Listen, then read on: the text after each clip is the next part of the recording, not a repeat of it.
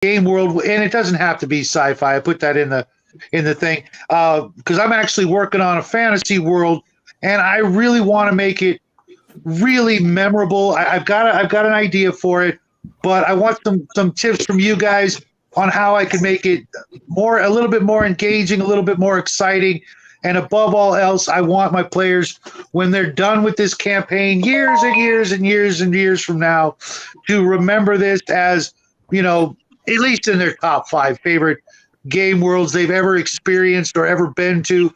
And I'm wondering if you guys have got any tips for an old dog like myself on how I can make it all of those things. And since Bo, you're right there, what do you say? I'm of two minds, which is pretty typical for me. I first ask, what do the players want? What do modern players want out of a game world? And I think back to older universes that are, like the Land of Oz, right? In the Land of Oz, every land was geographically unique, and every land was had a strong border or a divisor. And compare that to something like Old Flash Gordon, where every world was like a mono ecosystem, right? This is like a mono, like this is a forest world, this is a tundra world, this is a desert world, and I think we kind of got used to that. But when I think about the worlds that I liked from literature, there was some of each. So again, what kind of game do you want to play? Are you going to have people competing over natural resources? Is it going to be a small world or a big world? I mean, I've got my latest game is actually set in a gas giant where it's basically floating satellites around a gas giant. You think about something like Traveler, where they went from world to world to harvest gas to run their spaceships, to run their reactors. Mm-hmm. So, Master Shadow, what kind of players do you have? Well, I've got Elon as one of them. Hopefully, the little guy in the corner is going to be one of them. We've got people like Hungar and possibly Max from Legion of Myth, Fritz from GM's Alcove. So some pretty heavy hitters in the group. Some pretty hardcore old school DMs who probably haven't actually been a player in, God knows when. I haven't played a single pen and paper RPG since I was 14 years old, and I'm now 38, so it'll be my first. Oh, wow. Let me ask you another. Do you want your setting to be, your plan to be a setting or a character, right? Is it something that the players really interact with, or is it just a backdrop for your game? Like, I want, if I think about a planet like Dune, right? When Paul and his mother crash land on Dune, before they meet, before they meet the Fremen, the Fremen, there was all this lore about the planet. This planet will kill you. This planet kills. It was like the Afghanistan of the galaxy. Empires go there to die. Mm-hmm. So if you want to make I would love to play in a world that was like that. Play in a campaign where the world is really a character. You're not far from the mark.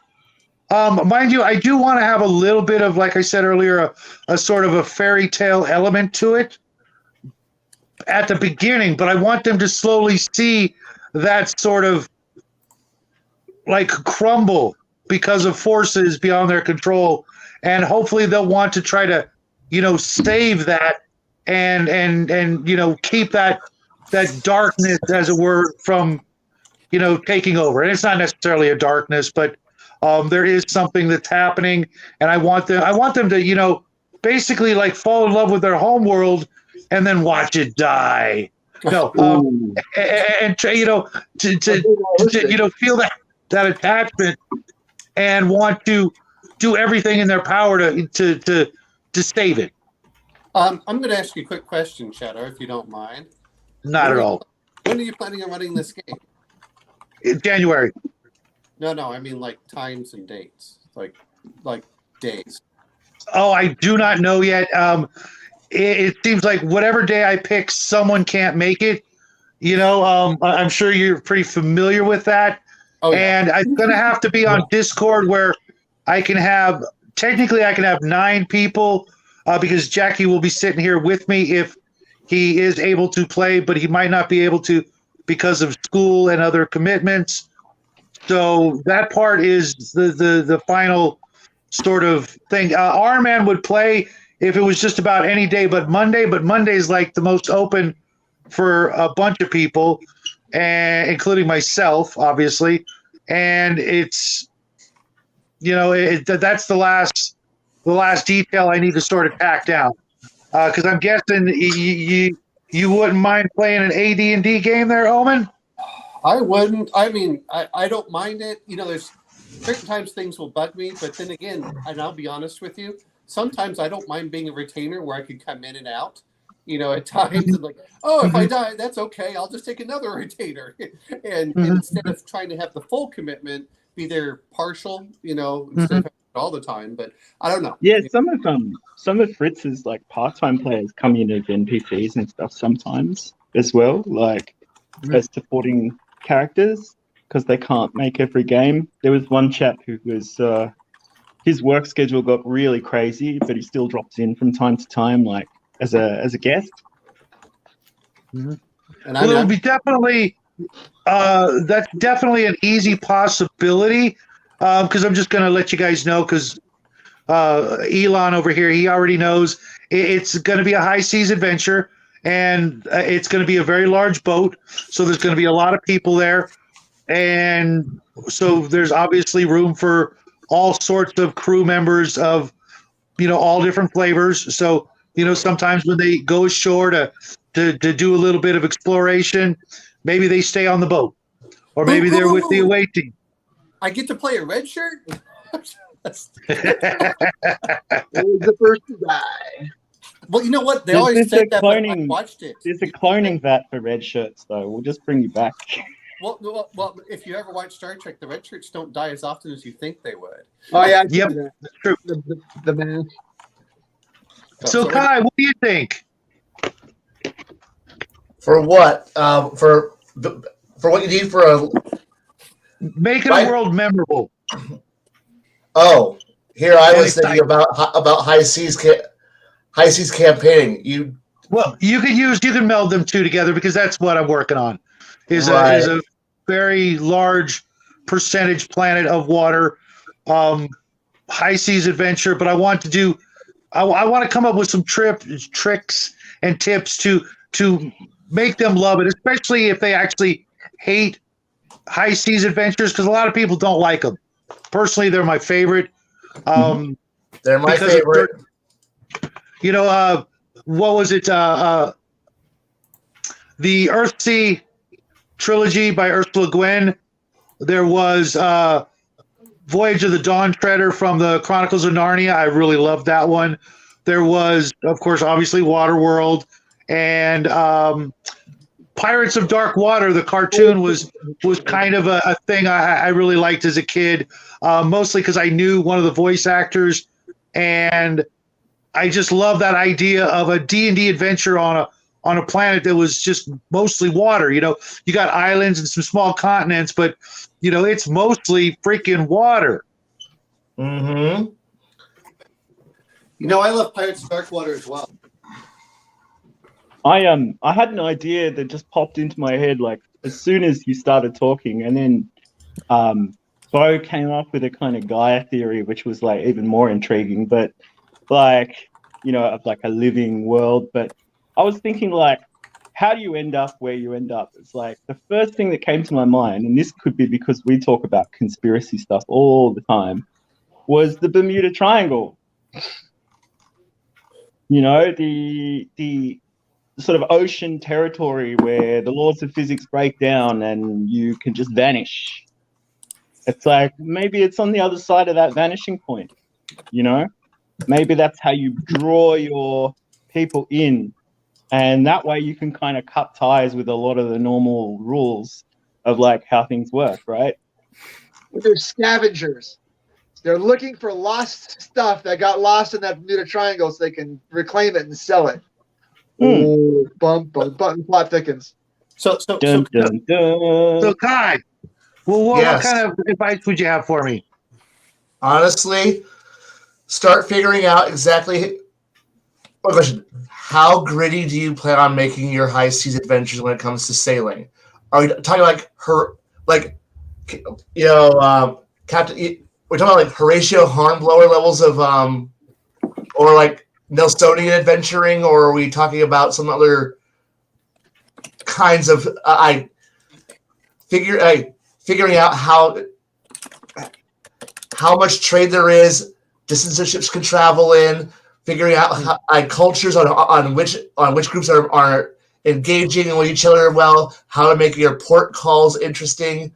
It's a whole lot that goes into making it a bit more. Yes, the high seas are wonderful and grand, and there's horrors beyond wonders, just beyond the horizon. But ultimately, coming back to land you don't have the benefit of, hey, we're just walking, and camping, land bullshit.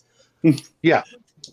But it's really comes down to how much are you willing, like, you put some thought into your map. Don't just go, the map is a generalization. You're with the fleet, with boats, you need to have your map be relatively accurate, so that way when you say it's 5 days to here, it's 5 days to here.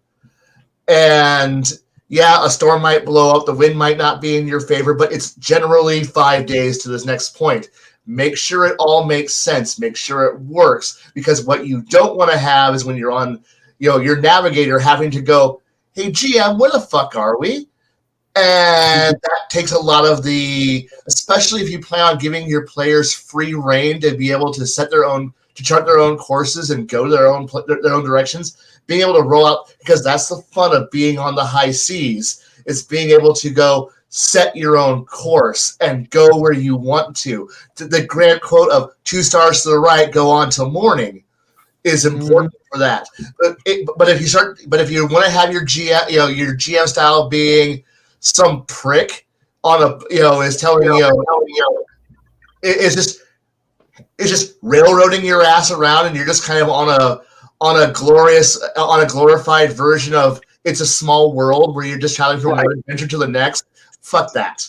Well, sorry. one problem I was having, Kai, with that is now, because of obvious circumstances, they're not going to be, I'm not giving 7-8 player characters free reign of a galleon, their first level, so I my thought is, I'm going to start them out as crew, right?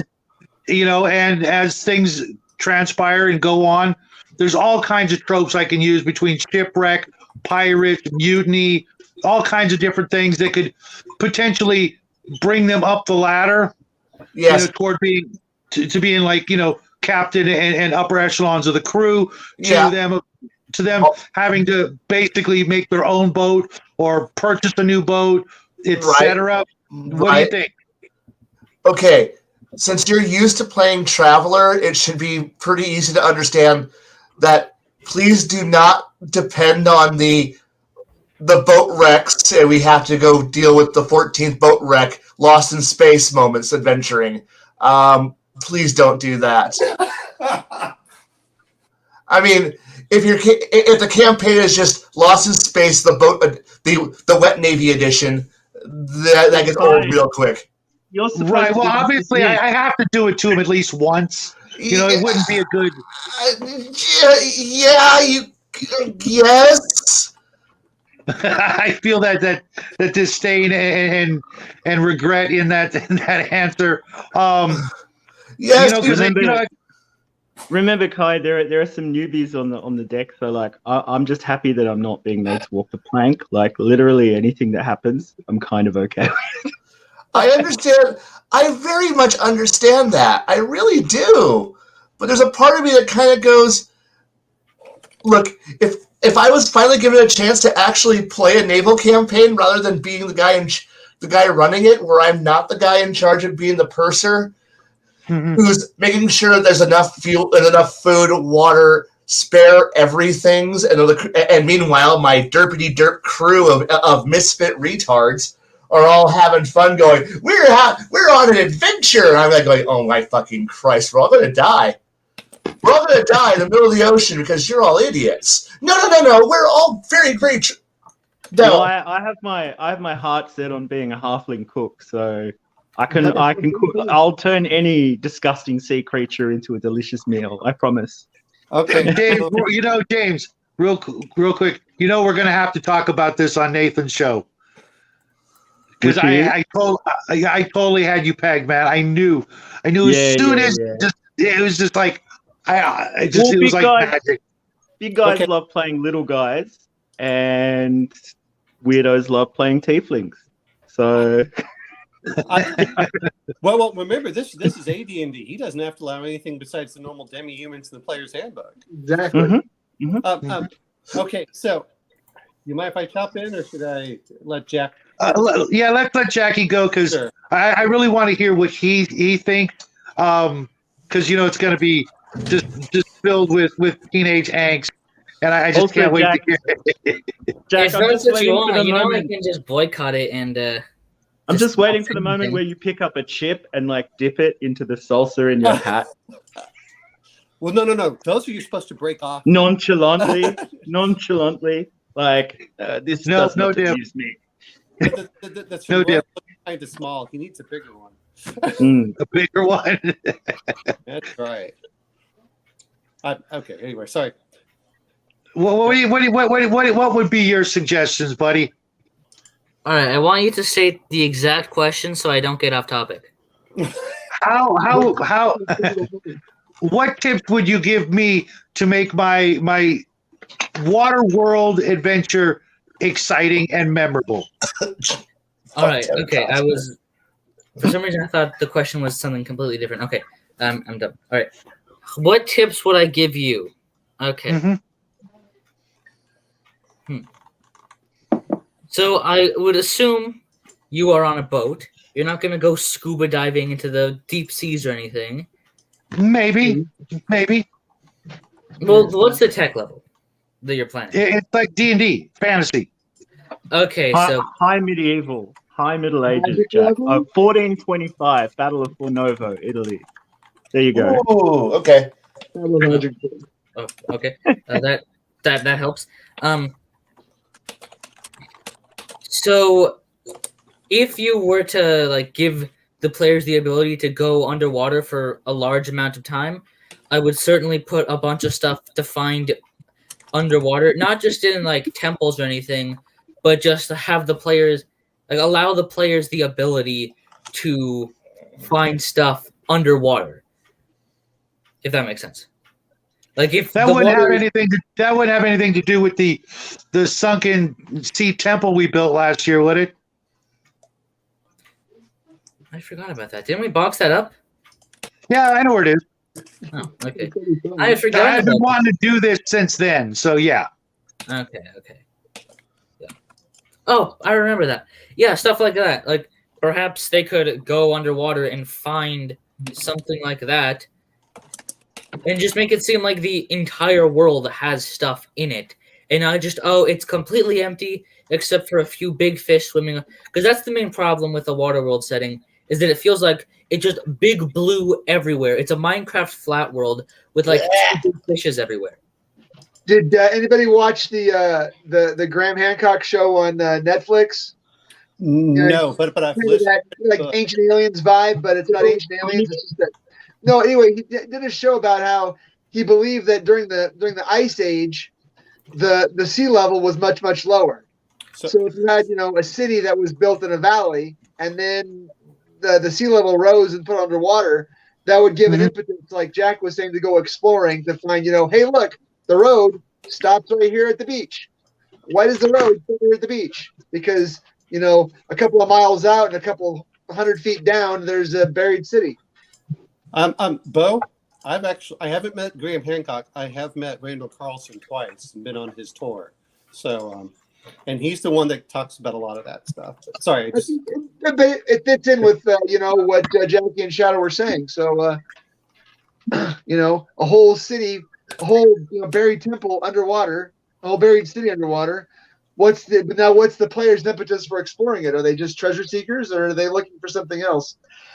And the thing that bugs me about most fantasy settings, and most D&D included, is that all magic is just hand waving. How do you make the people breathe underwater? Well, I did just a spell. Well, that doesn't hold my interest. In I fact, have an idea for that. Dwarven diving bell to get to the air bubbles. I'm not against that. Jack, is there anything else you want to add before I start chiming in? Well, yeah, I mean, really all I'd say is that if it feels like it's just a big ocean with a couple of different types of fish that occasionally show up, and then islands are the only places where stuff happens, and then maybe there's like a temple here and there when there needs to be, that's a big problem. It needs to feel like there's actually stuff everywhere. Are there naiads in like AD&D? Like, Oh yeah, and I'm taking notes. Everybody's comments. I'm taking notes. Mm-hmm. Okay. So take it away, Omen. All right, so Take a break from all that heavy lifting and help me do some heavy lifting. Oh, okay. So home barbershop. So here are a few things I'm going to mention because you're talking about seas, and those are always things I love talking about in certain ways. One of the things is have a good home base, because not only do you have your ship, you have the harbor, and so make your port master, your harbor master, and several other people there.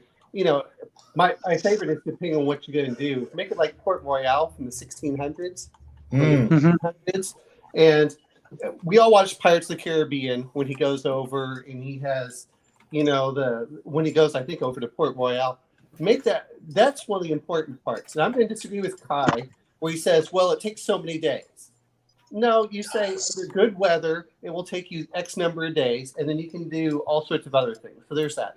The other one, and I'm just by reading these books, which I think is always good, the smells, the sounds, the picturesque aspects, which means you're gonna have to read up on some of it. But what was the saying? What is it? The red, what is it?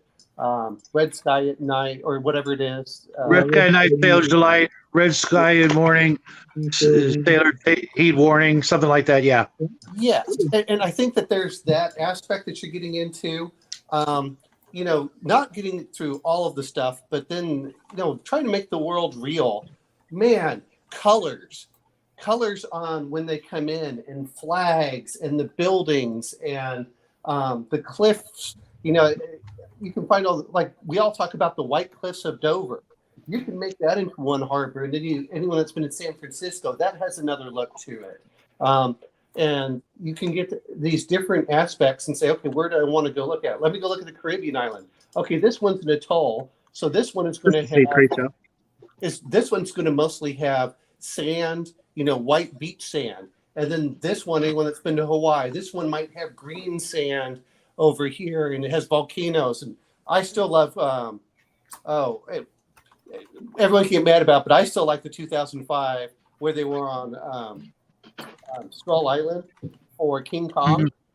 And certain things out there. Not that you even have to make everything perfect, depending on how you want to do it. Are we going to be sailing someplace like the Mediterranean and then going out towards like the Azores, and then you're going to go out into the unknown like Columbus did?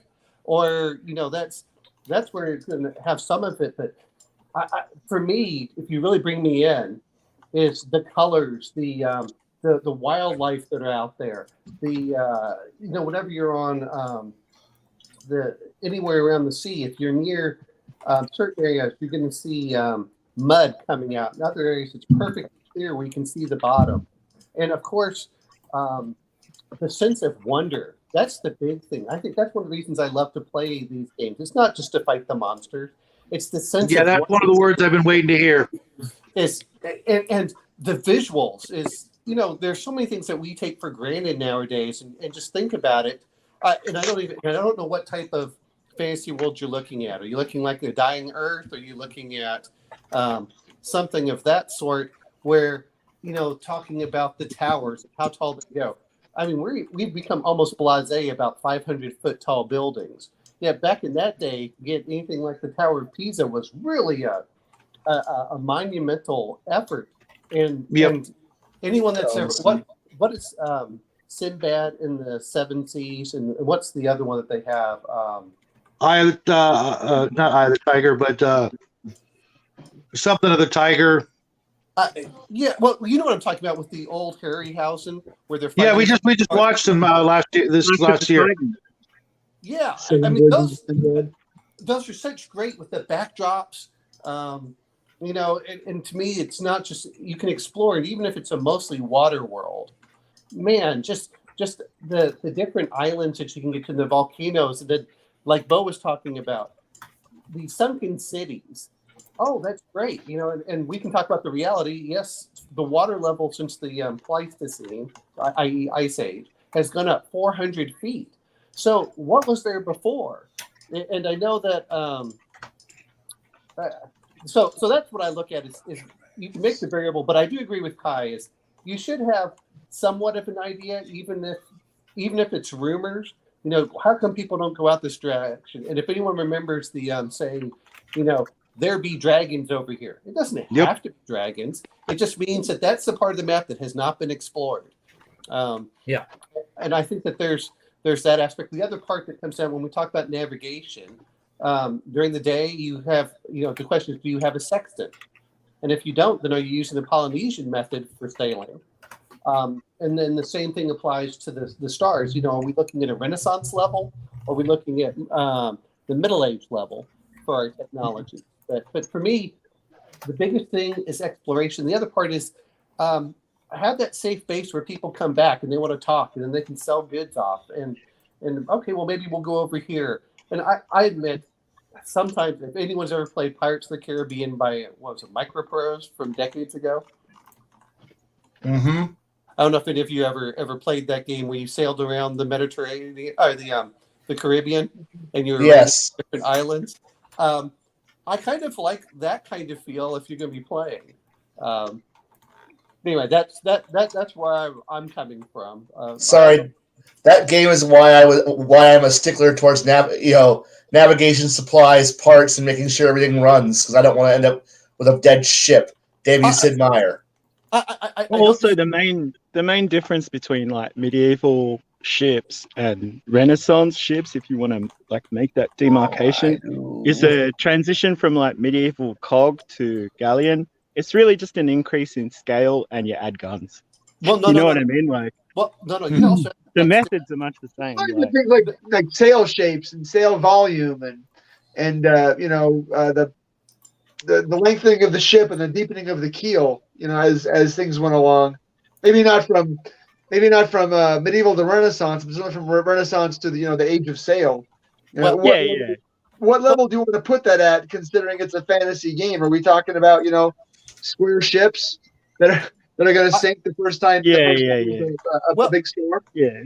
Well, and the thing with like Dungeons and Dragons is that world is kind of high medieval, but with great plumbing, right? Like, so it's kind of like technology tapers off as magic starts to come in. It's not necessarily set in a year. It's just that's how things ended up, because some people will use magic for some things and conventional tools and weapons for others. But you guys are getting ahead of my next question. Wait. But the sextant didn't come out until the Renaissance. That's why I'm asking. So you got the sextant, but then you got the other one of the Vikings when they did their ships, and they were going from Iceland. That's the other part we're talking about. Look at Iceland and Greenland as far as, and they use them in so many movies. Look at how great they are with those glaciers and everything. And that's the other part is I think that if you're going to do it, and I don't know exactly if it's going to be a mostly water world, where we have, islands like Iceland, which is fairly large when you think about it, but it's actually small when you compare it to the rest of the land masses. But or Hawaii. Hawaii is one of those that now, if you really want to get technical about this, that's one of those I would steal to put into a game like Hawaii, because you get LiDAR, and then I can make a map through that. And so I can see all the valleys and where the little trails and water are. And maybe you got volcanoes. Like, this is a perfect place to put a a temple. You know, and thinking about the Isle of Dread. I mean, the Isle of Dread just works out perfectly by grabbing a Hawaiian island. It's like, okay, here I go. And the players don't even have to know it. And then the other part is we have enough bathymetry around there, and it goes so deep. You can start putting in all these other threats and things. But I always liked, I admit, it's not that I have anything against sail. I love the idea of it. It's, but Viking longships had a very shallow draft, which allowed them to go way into the inlands, unlike the galleons and other ships like that. So I don't want to say let's look at exactly the types of ships, but presumably we would have a rowboat of some kind, like to drop in the water. Like, Yeah. I would hope so. Did you forget to pack the rowboat, Kai? So James, how about you? What would you recommend, suggest to make this world exciting and memorable, especially since you're going to be there? I might actually listen to your suggestions and surprise you with them when you least expect it.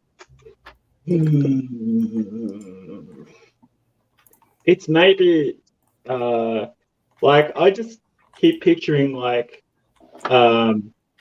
enemy orc triremes with heaps of hobgoblins rowing under the decks. Like faster. Mm-hmm. Maybe you're not the only guys looking for the good stuff. You should be. Yeah.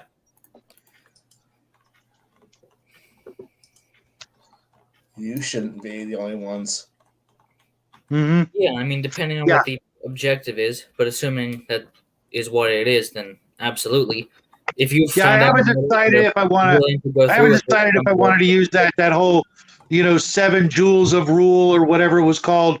The main, MacGuffin that everybody's looking for. I actually have something a little bit more.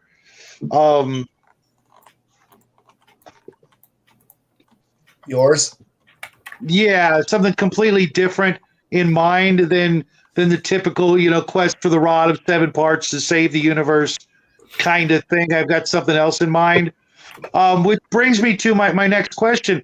Now, it's going to be an AD&D game, and for those of you who may not remember, magic goes up to 7th level spells for clerics and druids and illusionists, and 9th level for wizards. And I'm going to allow for, if a player character somehow manages to get high enough level to use, the upper level magics, they'll be there and available if they've done everything to earn them or research them, or, I'm not going to let some player, get to a level where they can cast a 6th level spell and just go, oh, well, there's no 6th level spells in my game. That's, but I'm not going to just go, oh, you just go to the magic shop on such and such island and he'll hook you up either. But my big thing is, how would magic, at most, levels that we're most familiar with, even if we want to call this just a moderate level magic game, how do you think it would affect things like sailing and navigation and even just regular survival? Kai, I'm going to let you start and go back around, meaning, Bo, you'll be last. Sorry, but we have to do the circle thing because that's what everybody does. Yeah. How would you picture magic affecting the basic things that we did in the past but had to do without magic? Would it greatly influence things like, compasses and seaworthiness and stuff like that? Maybe you can help me with some things I may be, overlooking or shouldn't overlook. All right, let's go work down the list. First off, any form of weather control or wind magic. Therefore, your ships will be able to travel at a sustained speed longer. If I could have a clipper ship that could run fast with the wind always at my back. Yes, you better believe I'm going to pay for a druid or a cleric to sit on my boat, and his only job is I will pay you a king's ransom, and you will make my boat go fast. I will do Because that. you want to go water skiing tonight. If I can deliver an insane amount of cargo at a high speed and outrun all my competitors, yes. I don't care about water skiing. If anyone water skis and falls off, we're not turning around. We have a delivery to make. No, there was an old joke about the slave galley. You know, good news, bad news. The bad news is the captain wants to go water skiing tonight. Forget the joke. Sorry, I missed that one. I was somewhere else. I was somewhere far. I was somewhere far else. The next thing you'd be looking at here is if you have any form of bending magics, warp, and any kind of create spells. Like you can easily have ship maintenance being done on the move fast, so that way battle damage, wind damage, you're able to patch up sails, patch up wood, patch up this. Your ship maintenance goes down by an insane amount if you have sufficient amount of casters, sufficient level available on ship. Again, you pay a king's ransom, so that way you don't pay the shipyards and dry docks as much as you should. And just in short, look at all the simple conjuration spells that allows you to just make material out of nothing. And they always say it's like, oh, it's a mundane item, like a mineral and this little thing, and it will last forever because it's not an actual value. Guess what? Basic metals, cloths, woods, those are all. Ballast, fuck, that's all entirely mundane crap, and every GM is going to go, oh, that's fucking basic stuff. And you're right, it's plant matter. It's plant matter in this stuff. It has an incredibly long lifespan. I'm just making magical everything, but it's not. No, trust me. We're built on a ship. It's critical. You have your clerics who are able to remove diseases. Boy, that's going to make things so much easier while you're traveling on a boat. Yep. Perfect. Do you have a divination mage somewhere, a cleric or mage who can go, hey, where the hell am I? Dear God, where the hell am I? And if you have players who actually know how to game a system where, well, the god is only accurate 60% of the time, cool, I asked 3 times. What? I'm literally asking God the same question 3 times. And if he gives me two bad answers, that's the odds are I'm going to get 2 good answers, and whichever one I get double up on is the answer I'm going to take. And suddenly you're now just playing the odds, running the calculations, and now you're able to navigate. Do I need the stars? Yeah, I could use the stars, or I can just simply go, hey, cleric, ask God, where the fuck are we? And God goes, you're over. You're here. Are you sure? Yeah. Are you really sure? Yeah. Okay, we're here. Let's keep heading in that direction. Plus, you have locate spells. Once you start looking at all the magic that you've got, you can find your way around pretty freaking easy. And yeah, it literally just comes down to find every interesting odd spell and go, can I use this? Yes, you can. And just simply day-to-day operations, and if it is what you're looking at, and suddenly, oh wow, my little itty-bitty trimarine that shouldn't be able to actually go across the entire ocean suddenly is, and now you got Lord Blythe's giant uber death ship that shouldn't actually move, but well, he's better than you. He's got the full magical cast, and well, yeah, good luck. And so yeah, magic changes everything in a way that just goes. Now, mind you, you might be able to. You might at that point have people who are trained to be snipers to be able to snipe the caster off the other ship because you've got artillery. It's called a wizard, and the thing is, it's naval combat. You're going to see them hours before a fight starts, and a druid who's sitting here going, how far out are they? Oh, they're about 3 miles. They'll be here in this running chase. We'll catch up to them in about 45, 50 minutes. Cool. Tell me when they're about 10 minutes out. Well, they're about 10 minutes out. The druid and the cleric just sit in the background casting spells, and suddenly they're out of nowhere, a summon lightning storm appears. It's totally worthless in a dungeon and normal D&D. That whole 10-minute casting time, totally worthless. But in naval combat, suddenly for the next 10 minutes, you're just blasting that ship with lightning bolts over and over again, every single round until it's dead. Because you have a druid who's very pissed you got in the way of his weather spells that day, and the cleric who's very pissed you got in the way of his suntan that day. And the other ship, we're pirates. Lightning bolt, lightning bolt, lightning bolt, lightning bolt, lightning bolt, lightning bolt, and the ship's on fire. Congratulations, you sail off. Go play Ultimate Admirals and enjoy your life. Okay. All right, I'm writing all that down, Kai. How about you, Jack? What would you recommend? I mean, a lot of the same stuff when it comes to Magic, because the ability to have some sort of magic user on your ship would solve a lot of the problems that you typically associate with pirates and seafaring of the time. The constant sickness on the ships, storms taking out entire fleets, that is a much less... But those issues, which were devastating in real life, wouldn't be that big of an issue if you had paid or hired or just somebody like the captain himself had magic. It just, would.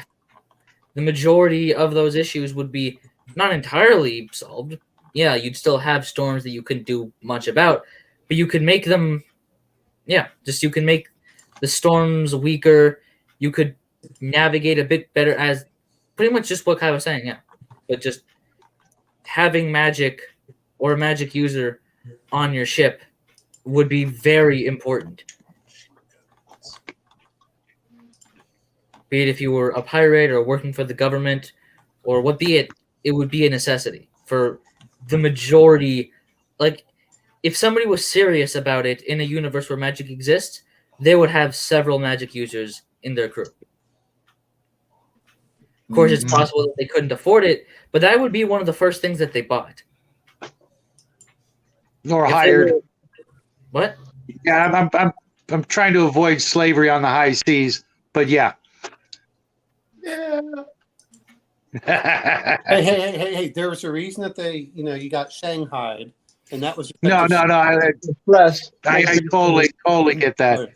Yeah. And that's a great way to demonstrate how bad the bad guys are. But I want the good guys to be kind of, at least decent.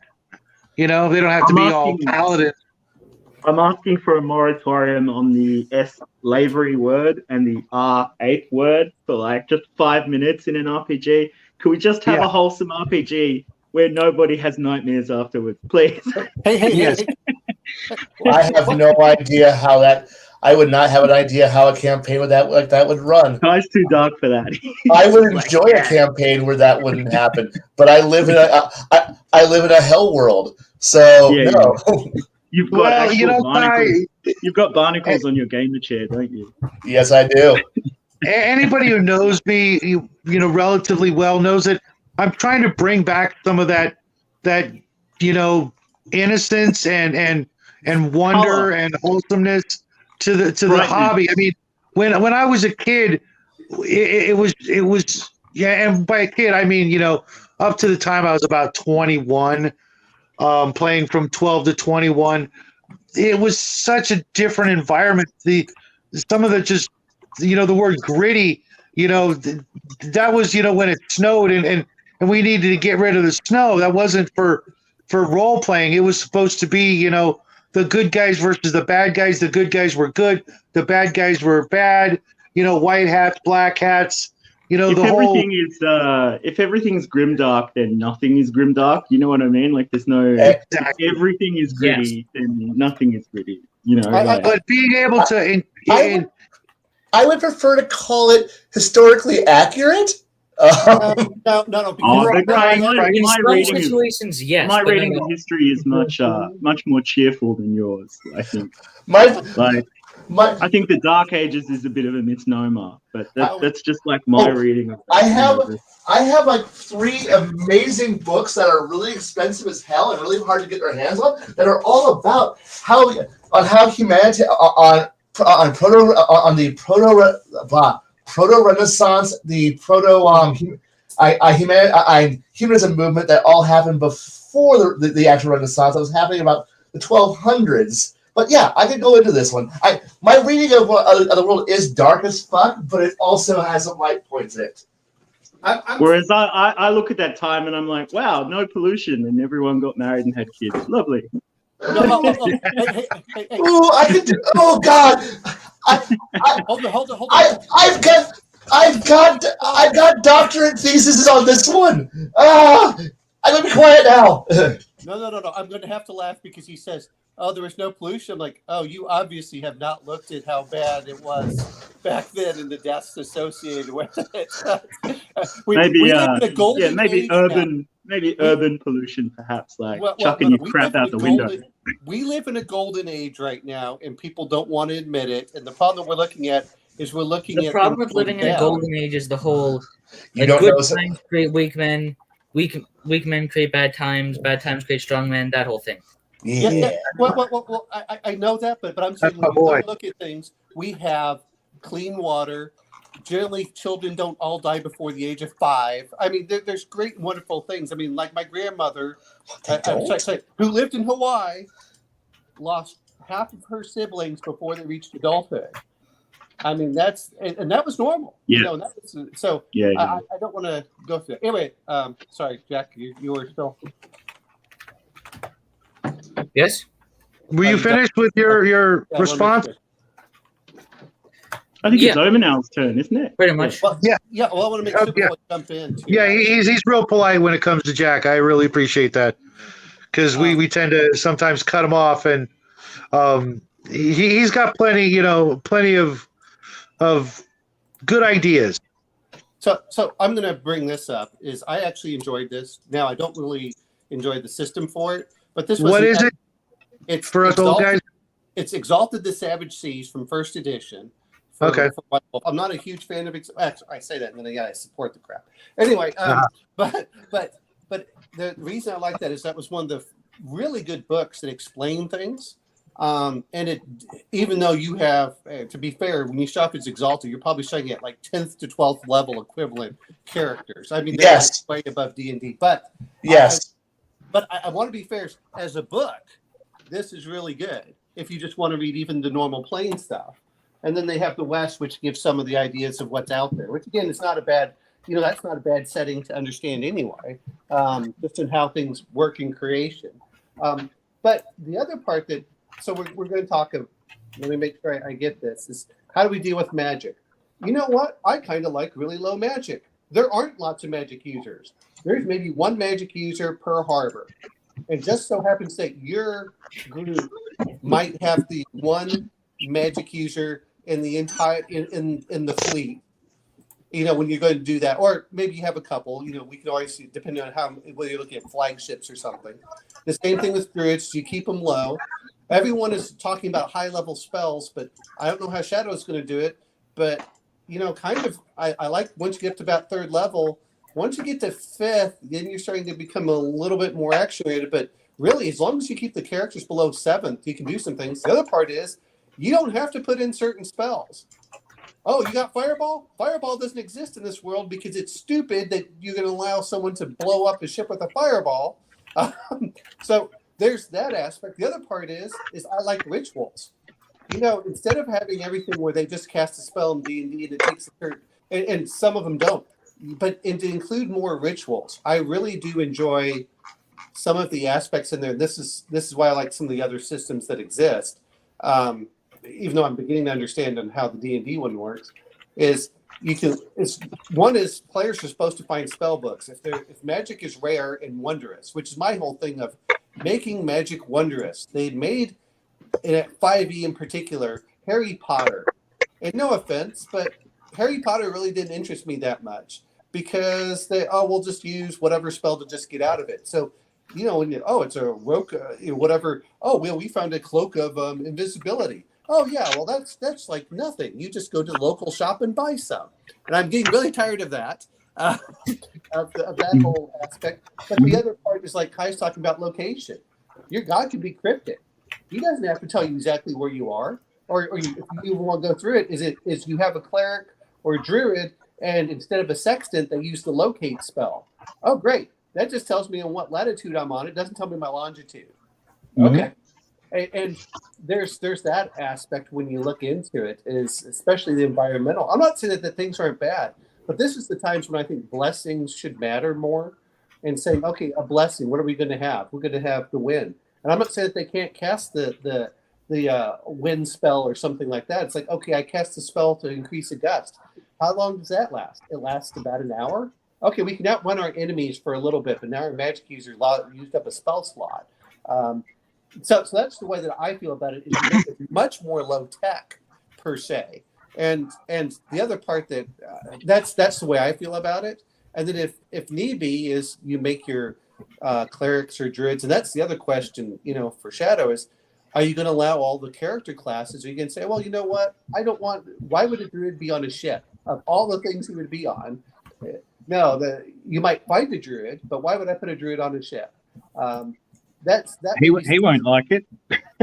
Well, He won't like it that much. He wants to be at home in the woods. Actually, I've been giving that a lot of thought because, believe it or not, Max from Legion of Myth said he wanted to run a druid, and I was thinking about it, and I think if you look at it, as a druid whose like a thing water is druid. actually, Yeah, I think that's my answer. think to the question, Sarah. Don't steal my thunder. I'm just saying. Glad you heard. all right. I'm okay.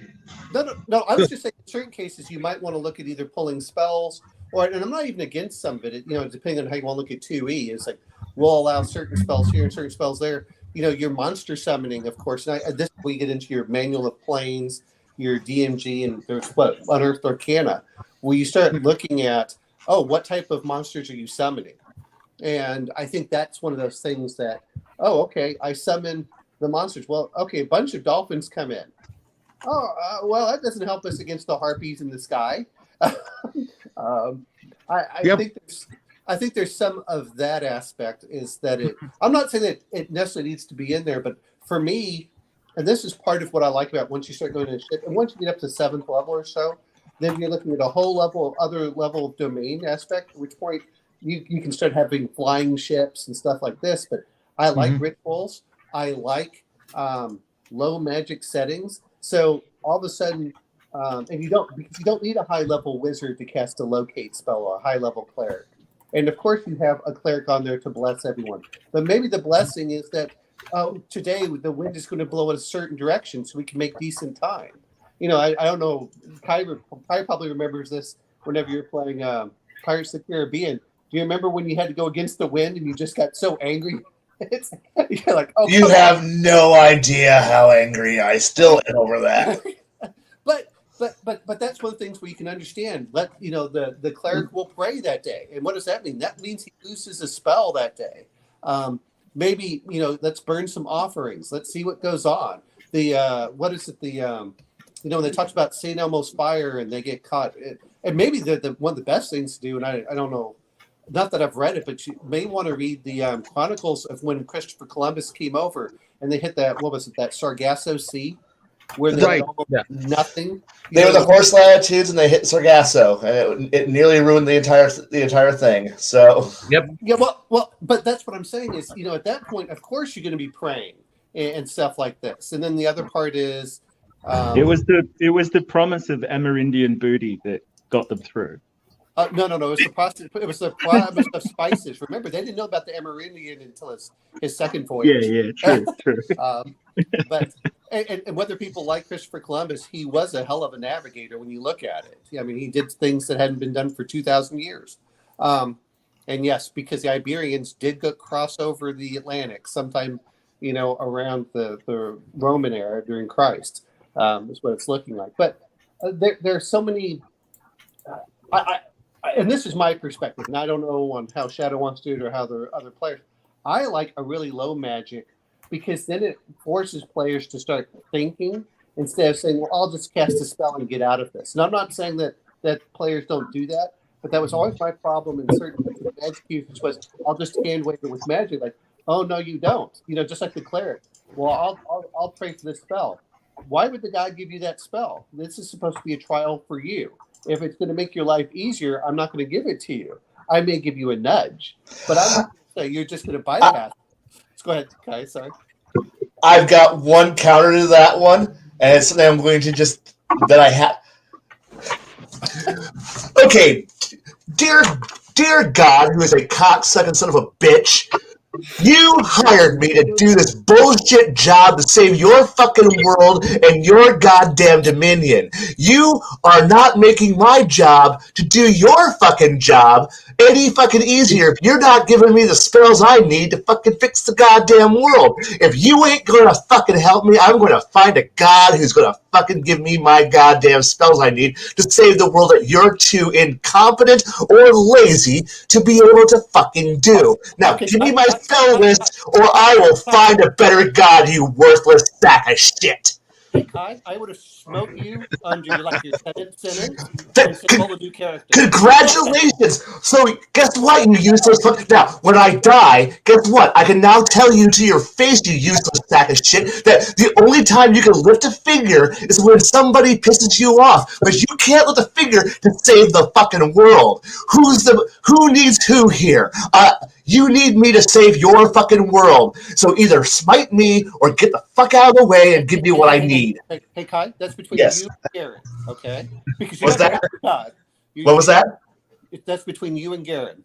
If Shadows, if you look at the devils and the hell, you're not meeting your guy. You're just going straight to hell. Okay, guess what? Now I'm already a high level cleric at that point, and now I'm going to go to hell, and I'm going to go find a new patron because now I'm going to go find a new way to go back to get revenge upon a useless, worthless deity who couldn't do anything useful to help us save his own world. I'm going to become a servant of the Dark Lord at this point. Congratulations. Okay, and Kai, as the Yes. leader, I'm sure that you have that power. No. But see, you're forgetting something. No, this is a test for you. I'm not giving you freebies.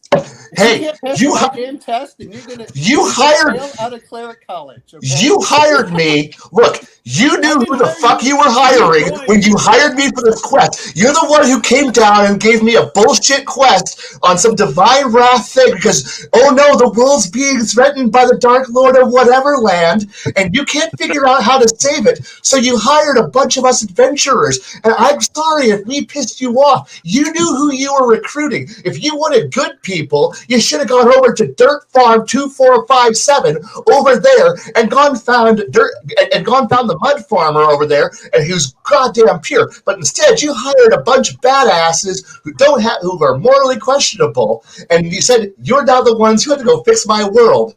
And guess what? No. You're missing one thing. I didn't say to fix the world. I said to take care of this stupid goddamn crew. Now do your damn job. Hey, and guess what? I'm taking care of the goddamn crew. Now help me fucking do my job, or get the fuck out of the way. No. Shadow, remember when you said you wanted to start a wholesome game? You have skills, man. If you can't use your damn skills, then you don't deserve any skills. Oh, guess what? My casting, you sack of shit, is part of my skill set. Guess what? What am I supposed to do? Go and preach to them about, hey guys, stop being a bunch of cocksuckers. I need you to stop being a bunch of assholes. Can you not burn down a village? Oh wait, I've been telling them already. But you know what? We could go out and save the world a little bit faster. Do some good works a little bit faster if you just tell us where the fuck we are, or maybe get the wind a little bit better. Go sacrifice your first daughter.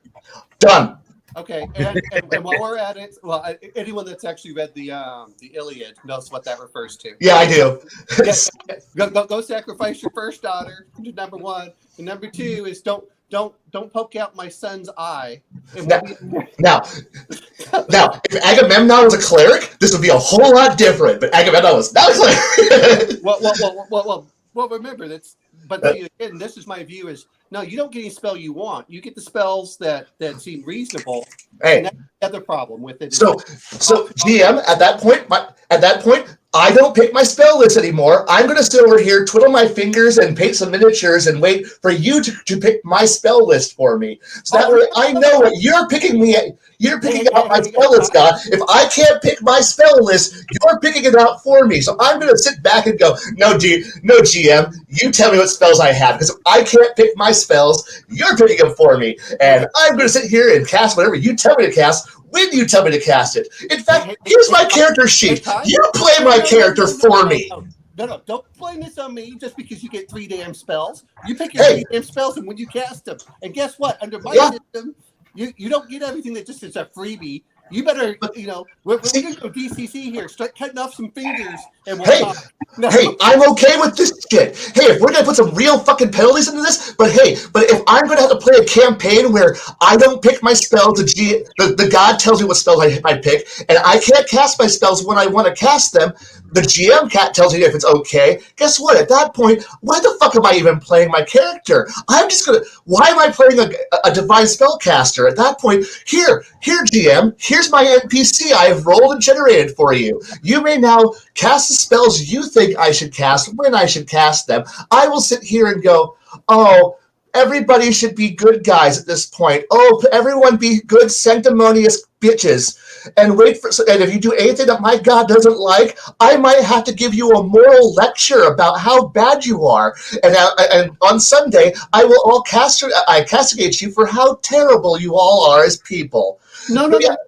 You still get to pick your spells. I just say which ones you cannot pick.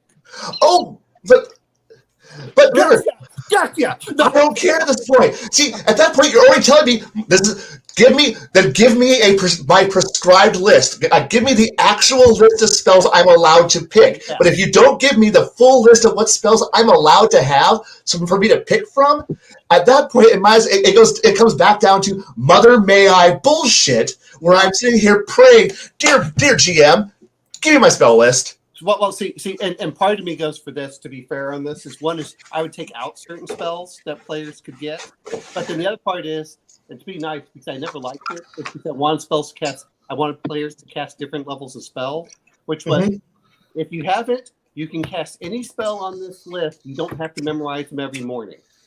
See, unfortunately, I've dealt with GMs who have been now write your spell list. Now hand me your spell list.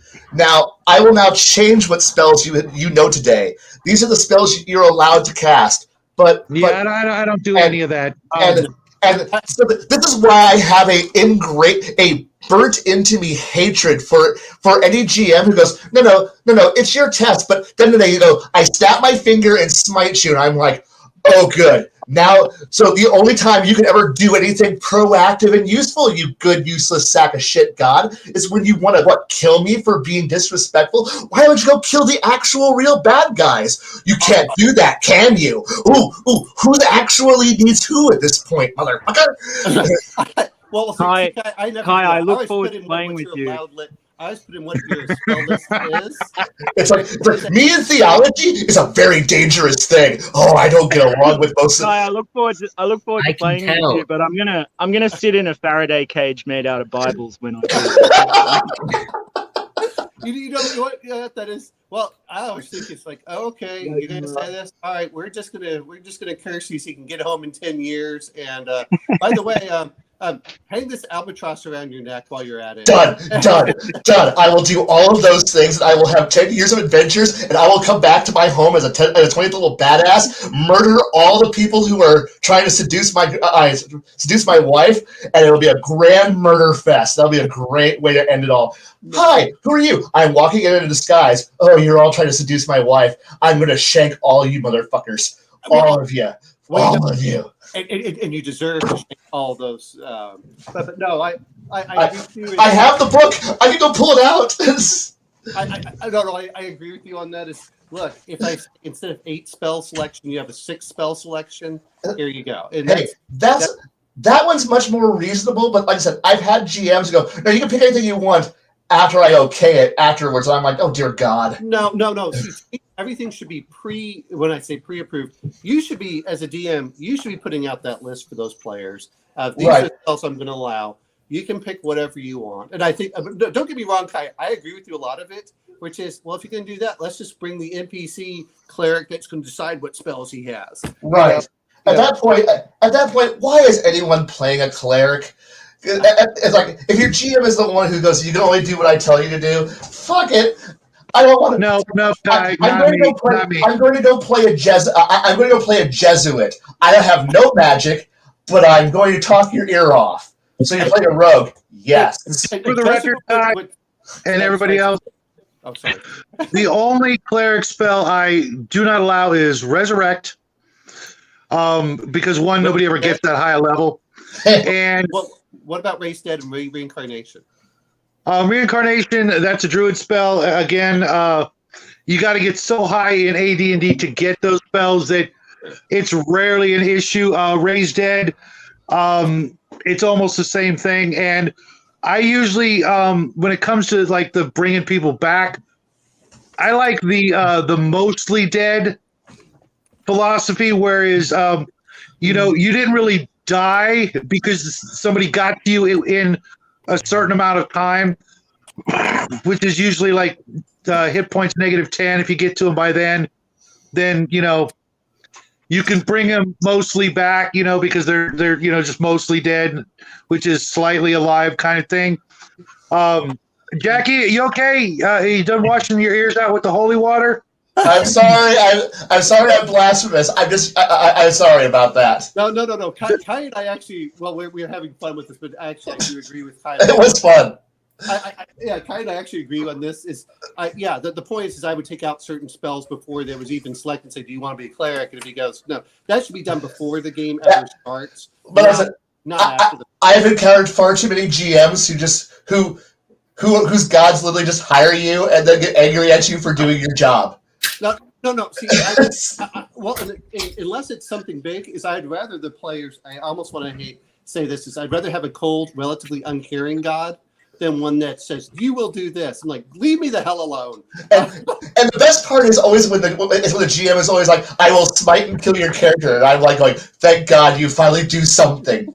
And then the other part is while we're looking at this is I think that Kai and I really do agree on a lot of this because I would think that, but I would like to see rituals. The other part is things that are in D&D that are not specified. Like to me, bless would say, you know what? I'll let you, because Kai and I have played the Pirates of the Caribbean. Is when it will change. You say, okay, what I'll allow you to do with the bless spell is to change the wind. What is it? 45 degrees. Yes.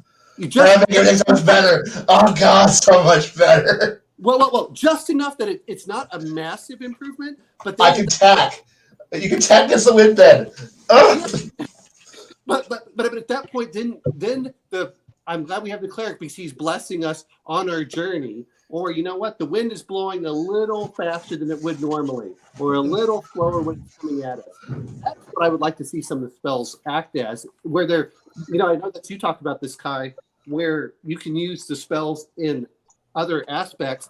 Really, that's the problem that I have sometimes with D&D is 5th edition being the worst because they have codified it so much that they really don't allow you to move it out. There's no fun allowed in that game.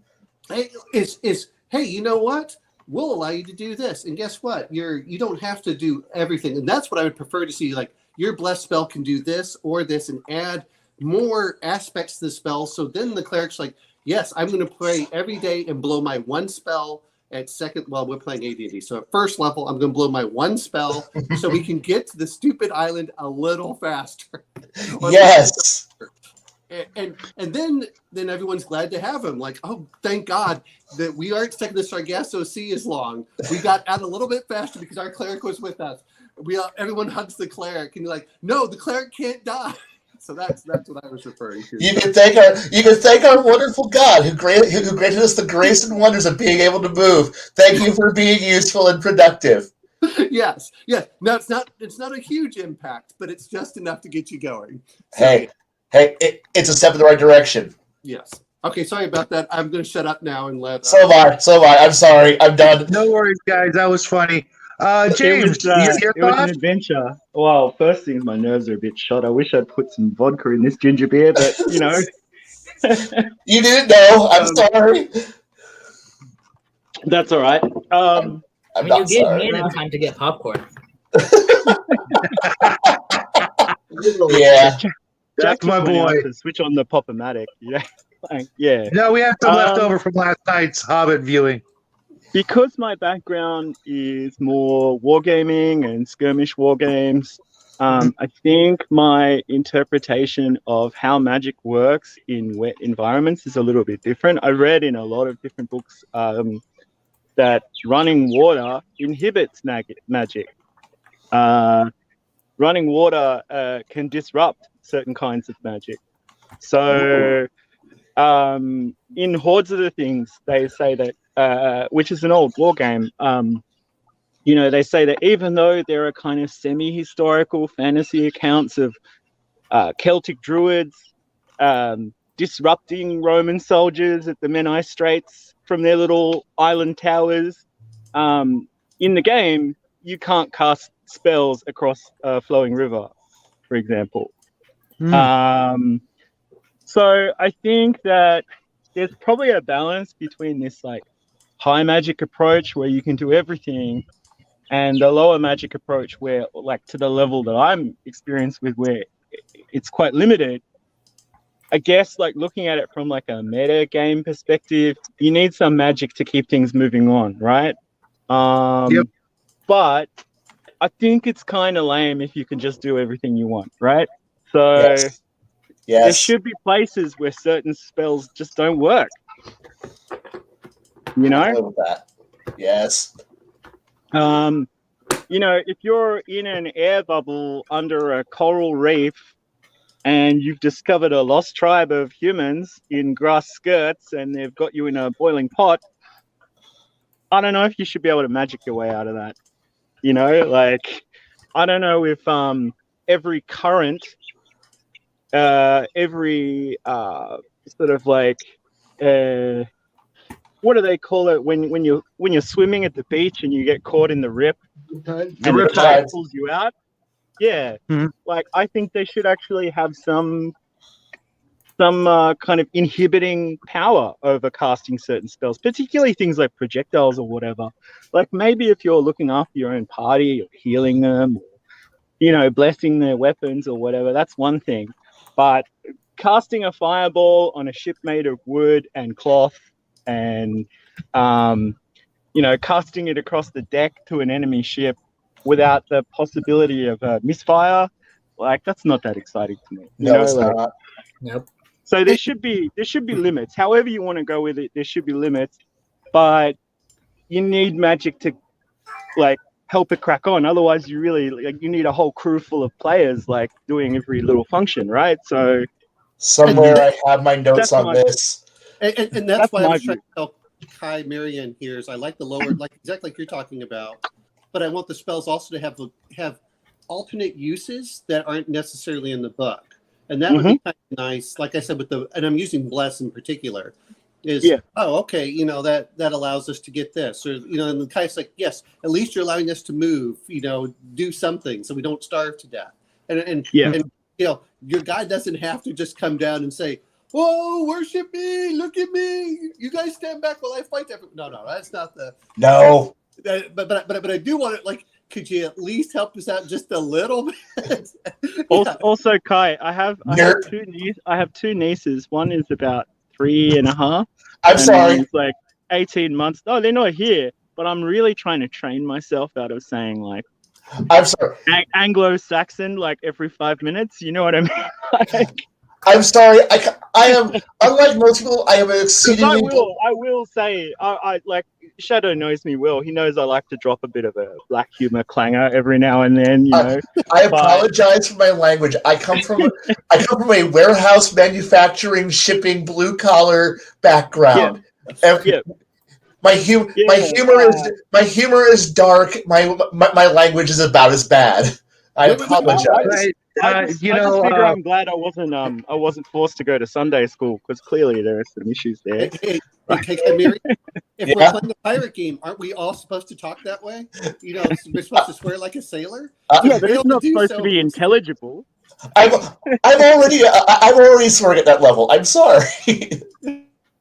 No worries, guys.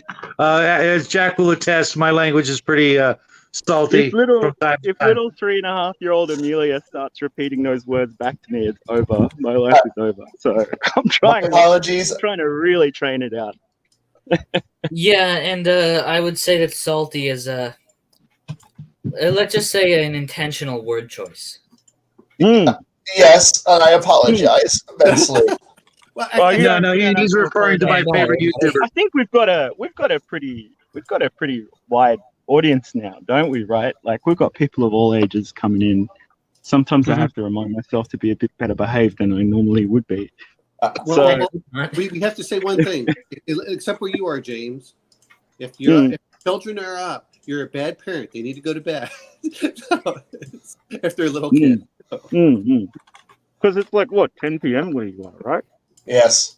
Yeah. Well, that's why Kai's on the beers. That's what. We have a winner there, Wesley. Salty Cracker. Yeah, he's quite entertaining. I try and. Well, I mean, actually, going off about that was pretty funny too. But it's like, smite me, kill me, God, because I don't want to play this character. I'm tired of your bullshit. Kill me. Yeah, and then actually, If that ever happens in a game that I run, I have truly failed at my Your favorite. entire life, essentially. Kind of, yeah. I love playing and being a DM, and if my player ever were to ever say anything like that, I would just die. I have had this fight with several GMs in the past. I am tired of it. Wait a minute. Kai, we got to talk about one other thing there, which is, what's really going to happen is you're going to be on the mast yelling at God, just like in Forrest Gump. Yes. They're going to let you live, and that's all that's going to happen. It's like, oh, we're going to do this. All right, we're just going to make it even worse for you. Hey, you know what? If the GM will make it entertaining, hell yes. If it's going to make it fun, please make it a bitch and a half. Well, I always thought the Raise Dead spell, like from my understanding of it, should always have regrettable consequences. Like you should feel bad about what comes out of the chamber there when you've played it, right? Like you're like, oh, Uncle Daryl, your nose is falling off. This is all, Oh God, I remember that was it Tales from the Dark Side? Monkey's Paw.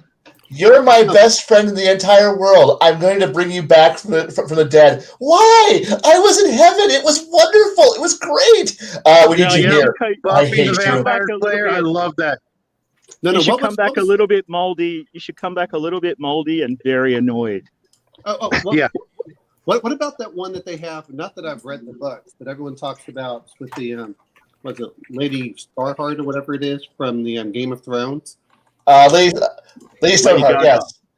Where what is it? They have her throat slashed and she has to cover it when she talks. I don't know. You've read the books. I haven't. I've just heard about it. Yes, I have, and I wish the books would continue so that way we can find out more about her horrible revenge plans. Well, she came back from the dead, right? So yes, but not in the ways that you want to come back. Not in the happy-go-lucky D&D. We're all happy, good people here way. No, that was much more. Nothing's ever happy in that world. So yeah. But see, that's what I would rather see is something like that, just like with what our Elon Takes there was talking about. So. Anyway, sorry. So, Bo, I'll come on the next stream as James. Okay. Yeah.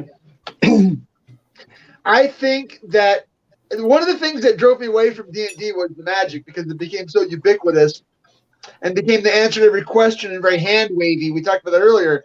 I think magic in a D&D setting should be like a Conan or a Call of Cthulhu. It should be rare, dangerous, and with unintended consequences. Now, for this campaign specifically, I think I'd like to take an elemental magic approach where spellcasters think about it to combine everything, not only the mundane things like purify water and create food, but also like Aquaman, the ability to talk to a fish. Think about how great it would be if you could talk to a shark or a whale. and they could lead you through some shoals that would ground your boat, or show you the way the proper channel through some island, or that there's a storm coming. Just the ability to commune with the fish. How great would that be? It's simple. It's cheap. It doesn't. It's not destructive. It doesn't make a lot of demands of the game master or other players. Hey, Aquaman, right? He's the lamest superhero ever until you're actually on a boat in the ocean. Then he's pretty cool. Or a fish market. Low level elemental magic. What's up, Connell? Hey, Connell. I don't want to talk to my lunch. Well, don't eat high up on the food chain. Don't gotta worry so much about it. But no, I actually agree with you. I think that's one of the things that I would like to see was with rituals, and when they do summoning, which is something that right. And I admit I like the Conan system a little bit better for things like this, because players just get a little narrow thing instead of trying to get every spell just because they're high level. But I agree with you. I think the ability to do a ritual to summon small things are cool. And I really wish, and this is the problem I have with D&D. D&D had done a lot more in rituals so players could do things that were more powerful than their level would suggest. But it either comes with a high cost or it has minimal effect. And like we're talking about is... Or just take for freaking ever.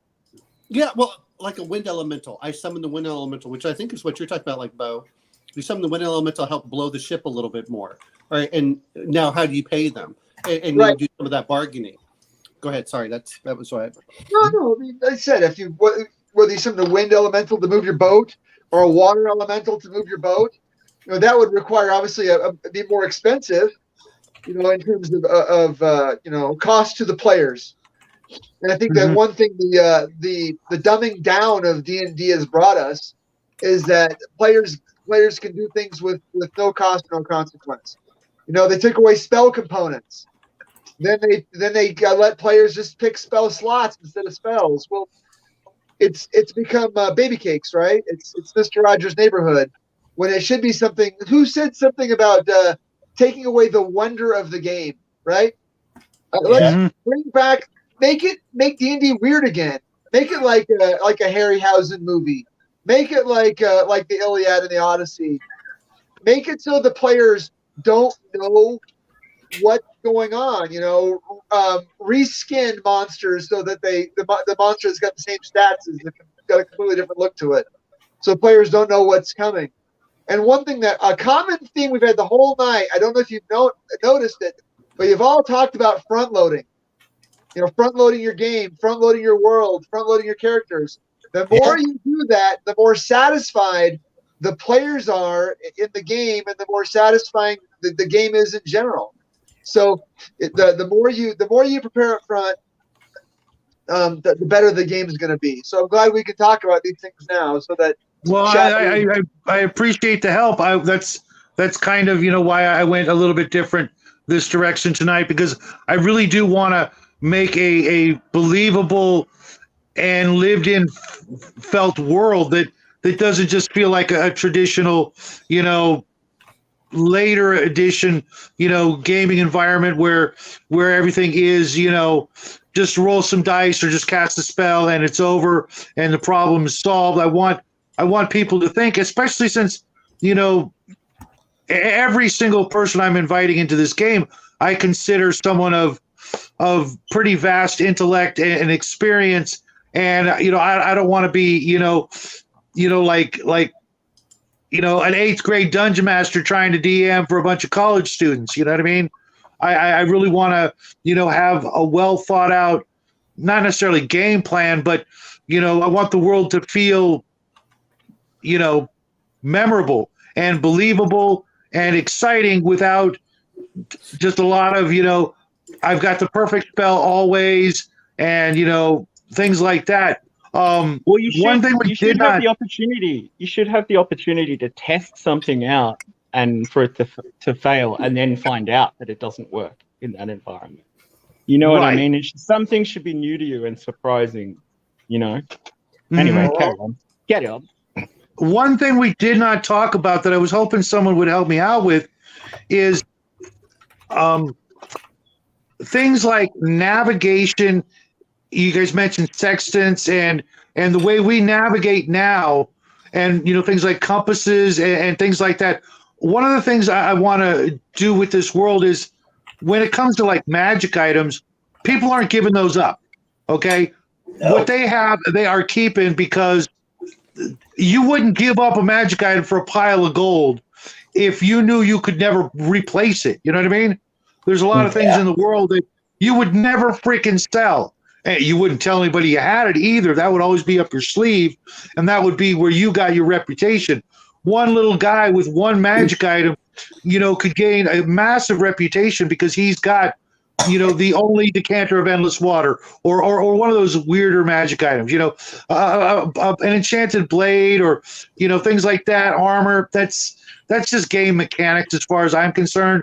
But someone who's got one of those weirder magic items, the one and only flying carpet, that guy is going to be a millionaire because he's going to be shuttling people. He's going to be the only guy who's got it, and everybody's going to know his name wherever you go, kind of ideas. But when it comes to the actual nuts and bolts of sailing, we had back then in those days, we had things like, devices and what's the word I'm looking for?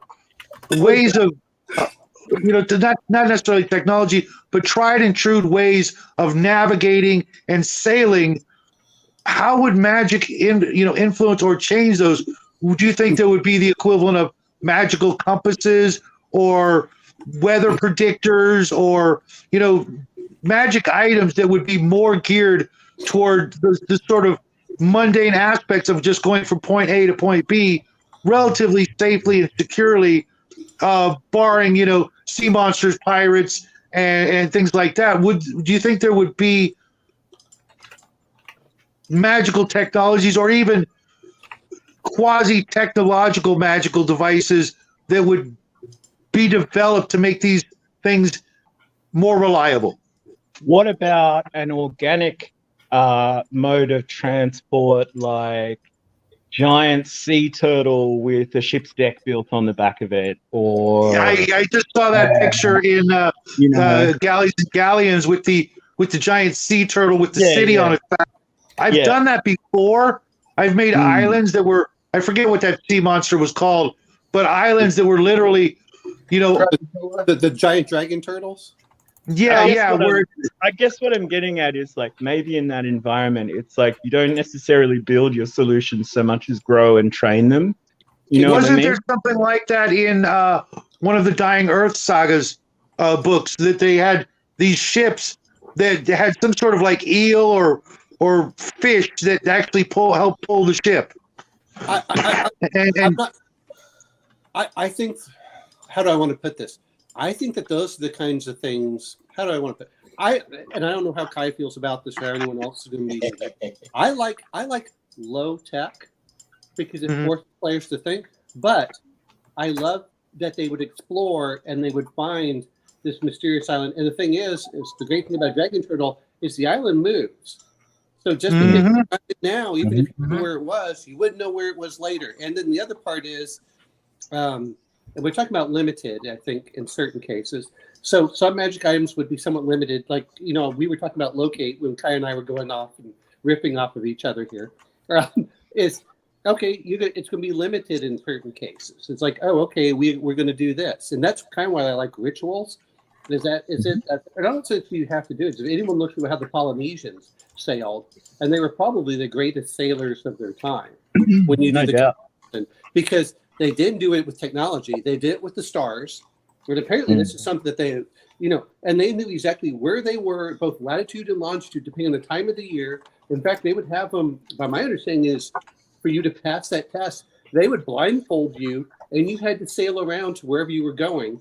They would look at the types of birds. They would look at the flora and fauna around them, and that the type of, what does the water look like? How's it going here? About how deep it is. I think that there's a lot there, but I think that some of the things like Shadow's talking about now, if you didn't get to 7th level, then yes, I think the players should have it where they can settle up the dolphins in front of the ship and they can drag the ship along or something of that sort. But I'm looking probably at the 1st through 5th level. Once you get to 7th level, because now you're getting at 4th level spells, you've now reached a level where, to me, that's where you're really starting to get into high fantasy instead of the lower fantasy. And I'm not saying you don't have some of that, but at that point, but that was the other reason I mentioned about having magic users really small. By having a very small number of them, one is it makes them much more desirable. And then number 2, it makes them special, but then it also cuts down on how many magic items you have. And that's my feeling about it. You did mention my opinion on this one. You showed the 1st edition Handbook to the West of Exalted. Go look up if you want to find weird things that will make stuff really weird. 1st edition. You held the book, any book that Guidebook to the West, or to see what you can come up with weird. What book is it? Oh, it's like the lost items of the First Age, and start figuring out what being a First Age Solar is really like. And yes, sorry, I play a lot of Exalted, so for me, my brain, because you mentioned it, hey, we're playing 12th, 10th, 12th level characters as a 1st level character in Exalted. You're right, and I have a conversion book for that I helped write that's for private use only. Hooray! But yeah, I'm used to thinking about stuff that's weird as hell. But I also prefer the game to be insanely low tech. I low magic. I would like low magic at all times. But I'm used to my players brainlessly going off and finding a magical solution to everything, even though I'm like, but I have this whole pamphlet and manual on how to sail a ship. You should read it. Do homework. And then, nah, I'm casting a spell. Well, Kai, that's why I was talking about having the bless, and you have it so it has a minor effect. But once you get to 7th level, I have no problems with them getting a decanter of endless water. Oh, I know that, but it's again, this is why I mentioned, Glories of the First Age, pulling out that stuff and going, so you guys want to see what real magic looks like? What? Here you go. Well, but that's one thing that Exalted does. RPG Pundit, is that you? What was that? Said RPG Pundit, is that you? What? Let me tell you what real magic's like. That's like almost every one of his videos, right? I have no idea. I have never watched any of his stuff. Really? Wow, this stuff's great. All right, never mind. Carry on. Sorry. But no, it's just a joke that got missed. That's all. Well, but I mean, like you're talking about Wonders of the First Age. I think it comes back to the same thing when Conan had it. Which is players can see it. They can, and this is the other part. You can limit its number of uses per day or per week per month. Yeah. So it's useful, but it's not overpowering. The other part is as you get higher level, then no one really cares. This is the thing that I hate in 5th edition, where every player just seems like, well, I'll just buy a bag of holding. I cannot with the bag of holding. Okay, I just can't. No. I'm sorry, but it sticks in my craw for some reason, and I can't even elucidate why. Like it sounds like we have a support that we need to form a support group of people who hate the bag of holding. I'm okay with this. Well, just take a trunk, darn it. I don't mind if it's high level, because at high level, you know what? Let's stop worrying about the little piddly stuff, because that's not the things that are normally going to kill you. Because high level, you're like it's like pick me. You're on your way to becoming like a demigod or something like that. You're really in touch with the magics. So that's different. But starting out, if someone's like, so there's this bag, and you can put anything in it and take it anywhere, I'm like, what am I paying a mortgage for? Well, I think that a lot of what we're talking about is that players have become so dependent on having all of this magic just remove any threat. That's not what I want to do. Okay, I know it's a classic, but it just drives me nuts sometimes. Well, look at D&D. D&D actually, and I've been looking back through some of the old books. especially the Dungeon Master's Guide, it doesn't recommend you give those items until they're like 7th level. Sparingly. Makes sense. Sparingly. Yeah, well, it's not only is it sparingly, it's intended that okay, you're at the level now where let's go fight demons and devils and things like that. Let's stop worrying about the orcs. Okay, we're gonna move to this next level. But in the meantime and actually, what is it? 3.5. You got to get there first. Are you saying Yeah. orcs don't have agency, Omanal? Is that what you're saying? No, Yes. because they're under what's his name, Orcus or whatever it's Right. the Grumish. Grumish. Yeah, they're under Grumish. Yeah, you don't. You're a pig. You're a pig-faced evil creature that I have no guilt about killing. Okay. Okay. You know that's the whole thing. I like proud warrior Mongol orcs. That's kind of my orcs. Yeah. Where you kind of like them a little bit. You know? No, hold on. If we're talking World of Warcraft orcs, or I do like Thrall. you know, Or Arduino orc. I'm not against some of them, but again, we're playing classic D&D. If you can go by first edition, let's stop trying to. That's the other part is like Shadow was talking about. If I want to play a heroic adventure. I want to play Jason. You just want to splat 'em. I want to play, Sinbad in the 70s. I want to play all the stuff I was watching on TV where. And I don't mean the Chinese stuff, where they're flying across with the swords and the buckskin. Monkey magic, yeah. Okay, I forgot what some of them. Well, I saw one of them where the Crouching Tiger, Hidden Dragon kind of stuff. Well, no, that's it's one level above that, Shadow. I don't know if you've ever watched. Shadowchat. I saw one time where they're fighting multiple demons and the giant god and dragons, and we're talking stuff that's like from the. Was it the Siddhartha? Anyway, from the Hindu Indian mythology. Yeah, from the Hindu mythology where the gods are fighting each other. I said, okay, guys, you got to get there first. In the meantime, you got to be mortal humans. You got to learn your basic skills. This is the other part that I think comes into it. Once you've mastered on how to do your basic logistics and everything else, and then that gets kind of boring to do, now we're going to flip it around. We're going to go to that next higher level. Guess what? Now you're going to start finding bags of holding. You're going to be able to do all this other stuff.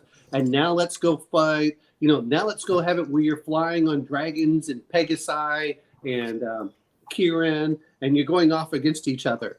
So, that's my feeling on that. That's the whole purpose of a bag of holding type thing is you're at a certain level where needing to worry about inventory management at that level. Obviously on bigger levels like logistics on a ship or with an army, obviously that's stuff that should always matter, but on a personal level, just what you're carrying, that shouldn't really matter when you're going out hunting demons at 10th, 7th. I'm not sure exactly how. Well, some things you can leave on the ship, right? Like you don't have to take everything with you when you're but doing a landing that's pod. a good just point. a regular fantasy campaign, you shouldn't need to be worrying about that kind of stuff in that level. Right, By the time you're at that level, you shouldn't need to worry about that. That's why those things exist. It's so that people don't need to worry about making sure they're like, oh, well, I'm carrying. You have enough torches. I have too many oranges in my bag. You don't need to worry about that. It's not executive thinking, is it? Yes. Yeah. You're not the CEO of Dragon Inc. if you're carrying your own stuff anyway, right? Like, Oh, Hey, Hungar, what happened, man? the accountant in me is screaming at this. I think you must have been kind of busy. Kai, I want a big, friendly, furry rhino, with like a basket on his back, and he can carry my stuff. Because I'm a halfling cook, I want a magic ladle at some point. I want some kind of magic spoon. That's cool. That's Like, cool. But I like those. But see, those to me are the things that you go out and adventure for, and you go over and you say, okay, you know what? We had the giant ruby, and going to the classic Conan, we found the giant gem, but we had to lose it because we were forced off. But we did find this spoon. And you're like, oh, okay, we at least got. I'll take it. I'll have it. That's What does cool. it do? That's good. That's good. People are like, what do you mean? What does it do? I'll be like, look, where I come from, spoons are pretty special. Like, Yeah. Yeah. Oh, no, up until a few years ago, all we had were forks or sticks. Yeah. How did you eat soup? Yeah. Well, the Byzantines invented forks, didn't they? So that's one more point to Omanel. Like, Well, the only thing that you really need is a spoon and a knife. I mean, other than that, the rest of it is, and if you're like me, sometimes from my Greek heritage, you just use your fingers and everything. I see you played knifey spoony before. God, Well, no, James. I'll tell you this much: if you get a magic spoon, yes, we'll do that with you every night. Yay! All I can think right now is, halflings just remind me of Chucky at this point. Some people want to be the hero. I just kind of want to be the joke. You know what? Though? I've been working on my halfling accent and everything. I've been putting books on my head to make myself shorter. I'm getting ready, man. Good thing is all these surprises, like by the time they rock up, like in January, we'll have been through Christmas, New Year's, everything. They're going to become surprises again. We're not going to remember all of this, so it's great. Wait a minute. I want to hear the halfling accent. Well, it's very green where I'm from. I'm okay with this. Okay. It's yourself. The Dragon Lord. The what you call it? The Necromancer. Yeah. Oh, you're not so big. Oh, great. You know what? That's all we have to do is we just have to dress you up in green. Yep. I'm just gonna play my A ancestors. halfling Basically. druid.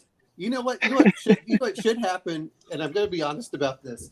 I'm going to bring something up completely different here. Shadow, here's something that you can do that's going to be, you can do this perfectly tongue-in-cheek. But what you can do is you can create a big, giant list of characters, and we just have to pick through them. And, instead of us just rolling up our own characters, like, here you go. And that way we go like, if we're going through, so if you pick like the characters, the best stats as they die off, you're like, I can just keep getting a crappier character and getting a crappier character. So you're like, well, okay, maybe I'll play the crappy character for a while and then farm up the higher one. Oh, we got Mage's Musings, awesome. Of all the people that get in there. We've got mages, we've got Hungar. I know. We got Connell. We've had Callian. Connell came in. I guess Connell thought I didn't invite him because when we were talking yesterday or the day before, he said he had plans for Saturday, and I'm like, okay, no worries, buddy. But we'll bring him in next time. But So Shadow, and I'm going to half joke about this. If you've ever looked at the DCC, if you go on to Purple Sorcerer, you can create like 200 characters in like 10 seconds, and then you can just go over and say, you know what, I'm going to hand this off, and the players each get 4 characters they're allowed to play during the game, and they get to pick which they get to modify like which class they want to play, but then you can just kind of round robin, and if they lose 4 characters, then that's it. You're like, oh, well, wait a minute, I'm going to make sure I don't let them just die off stupidly, or curse out the gods. It's like Chimera. Oh, I am not living that down, am I? Actually, I think that you should do that if you're a fighter and you're just going to curse them. It's the classic, in the Conan movie. Yeah. I've never prayed to you before, and he prays, and then at the very end where he goes, and if not, then to hell with you. Look, I'm gonna throw a hot potato into the dragon's mouth at the critical moment. I won't lie. Conan may or may not have had a large amount of influence on how I hate gods in most games.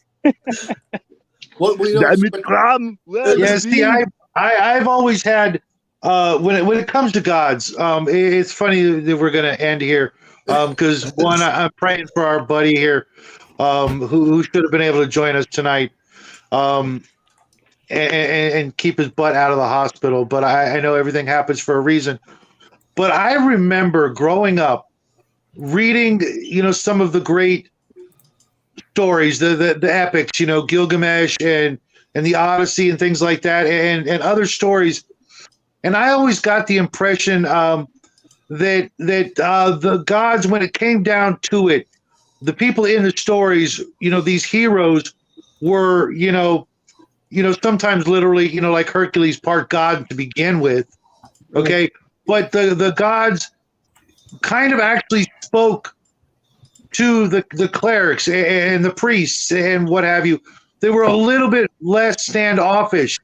And I think, that as time went on, that whole mentality became, more chalked up to, some form of insanity as opposed to faith and belief. And that's the way it was, that the gods, answered prayers like literally, or would send down an angel or something like that. And I've always thought that, maybe not at first level, but at some point the character to be a priest, to actually be able to use these magic, must have at least heard one sentence from their god, literally with their ears. Damn it, Crom, why aren't you returning my messages? Well, see, I like Hunger of the Stradivarian when he was saying, I played a clerk of Chrome, and then he corrected it to say Chrome. No, it's a lot more funny if you say it's Chrome. Chrome. Because then we're in Mad Max territory. So anyway, I'm okay with that one too. I just like the idea that the priests and the druids and the clerics were on a better than Conan-esque, level when it came to doing the job. So Kai, if you were to ever run a priest, I think you'd be like, what the hell's going on? My God's actually talking to me. You know what I mean? I don't run them as your enemy. In brutal honesty, I will admit, I have played a mountain of clerics over the years. A mountain of them, because every group is, a bitch about, we need a healer and nobody wants to play it. So of course, who's the cleric? And I have had, over all the years of playing clerics, one GM who's actually had my god be a god, like an actual like Greek or Roman god, or a anyone who's not anyone who doesn't believe in a blind, useless, deaf god who sits gibbering at the center of the universe and will drive you insane if you talk to him. I've had one, and I've had a lot of GMs, and they're all, which means through trial and error, I now assume that every GM does not want to actually roleplay a deity, because that means they have to actually start thinking about why my god isn't doing anything useful, or there's powers, and that makes things hard, because most GMs do not sit down and think about in a rational manner how and why their god is powerful but not powerful at the exact same time. Yes? Well, I'm going to bring up a couple things and I know you're getting close to ending this, Shadow. Talking about gods is one. Having a good mythology. Yes. You can read off the side. And then the other part is rumors. Rumors are great as well to sprinkle throughout. So when they start talking to NPCs, they can hear about rumors. And the great thing about those is those rumors either don't have to be true, or they don't even have to show up until like 10 or 20 sessions down the road. So I just want to bring that. And I agree with Chimerian here.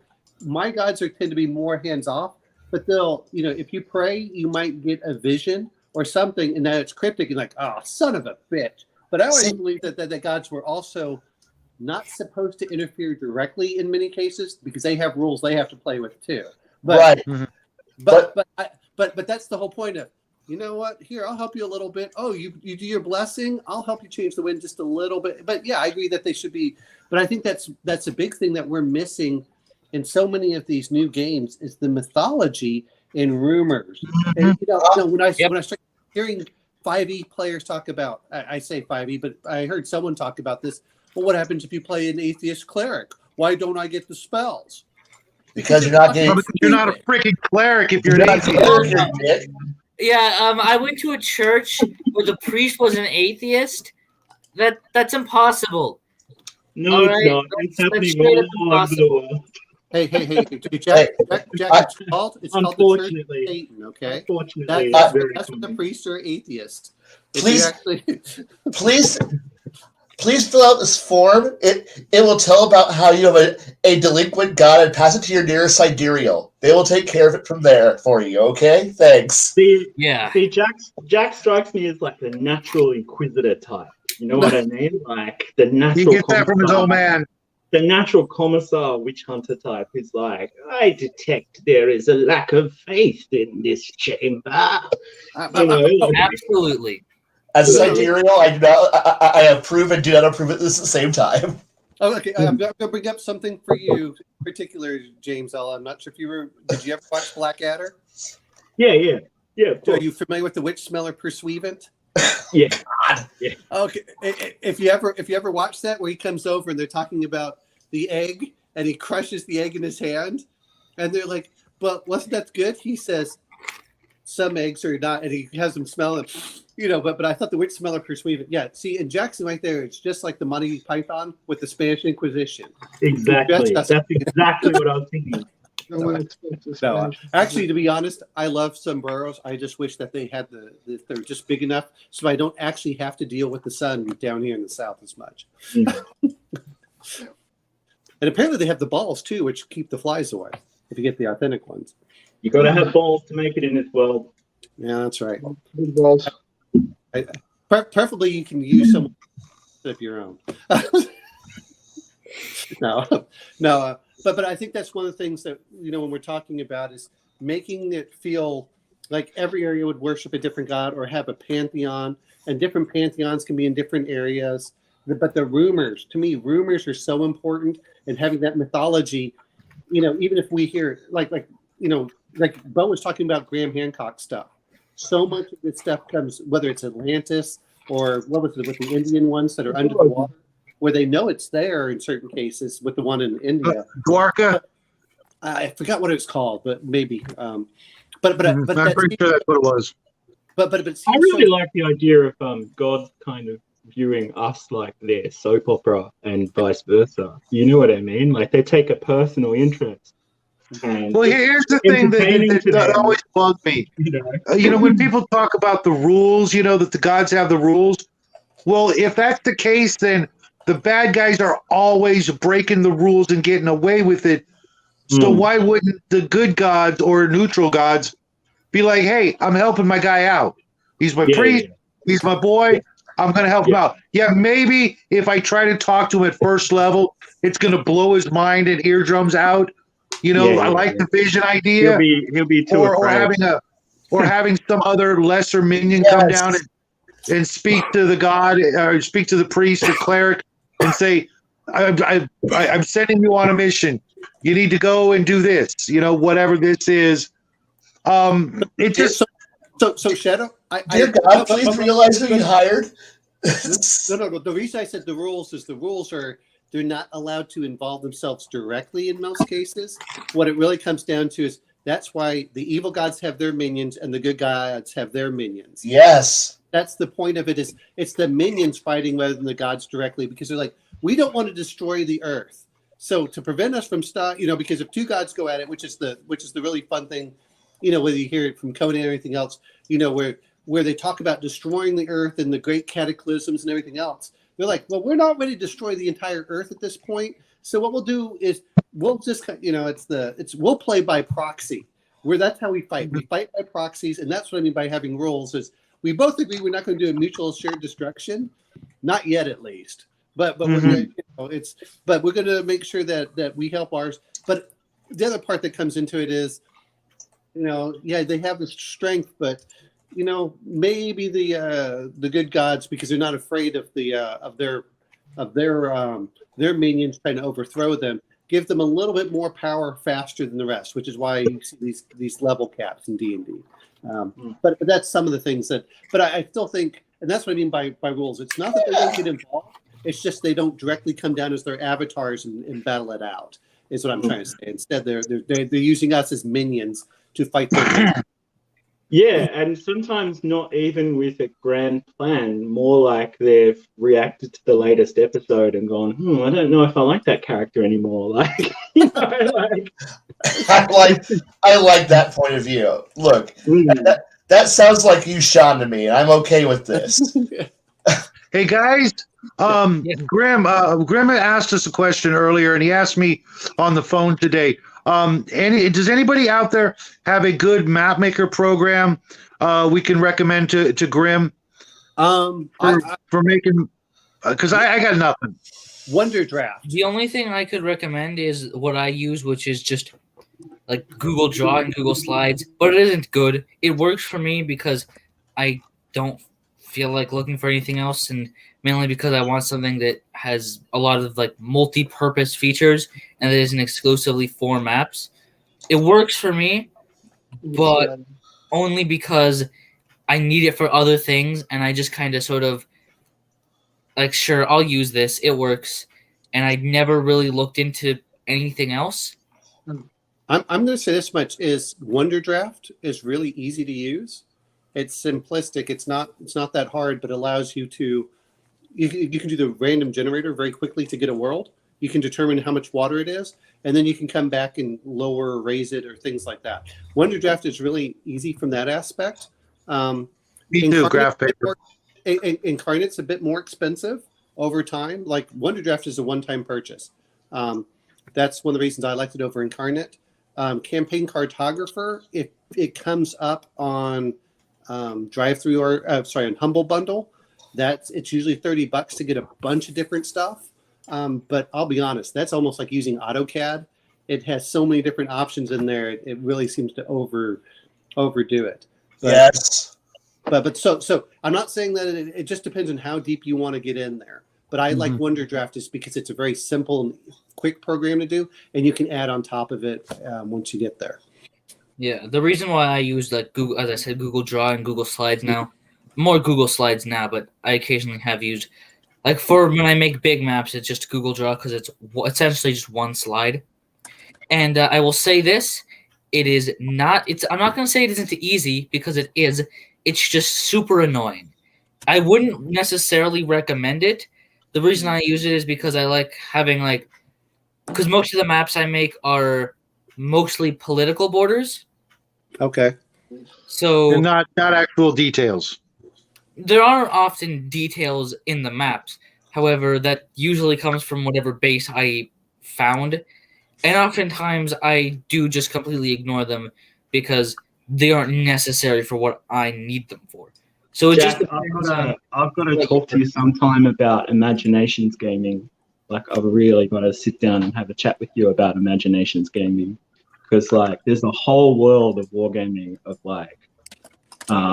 I'm just gonna make up some little Prussian duchy in the middle of nowhere, and who can say whether it existed or not? And there's a lot of stuff that I think you especially you would just go hog wild with.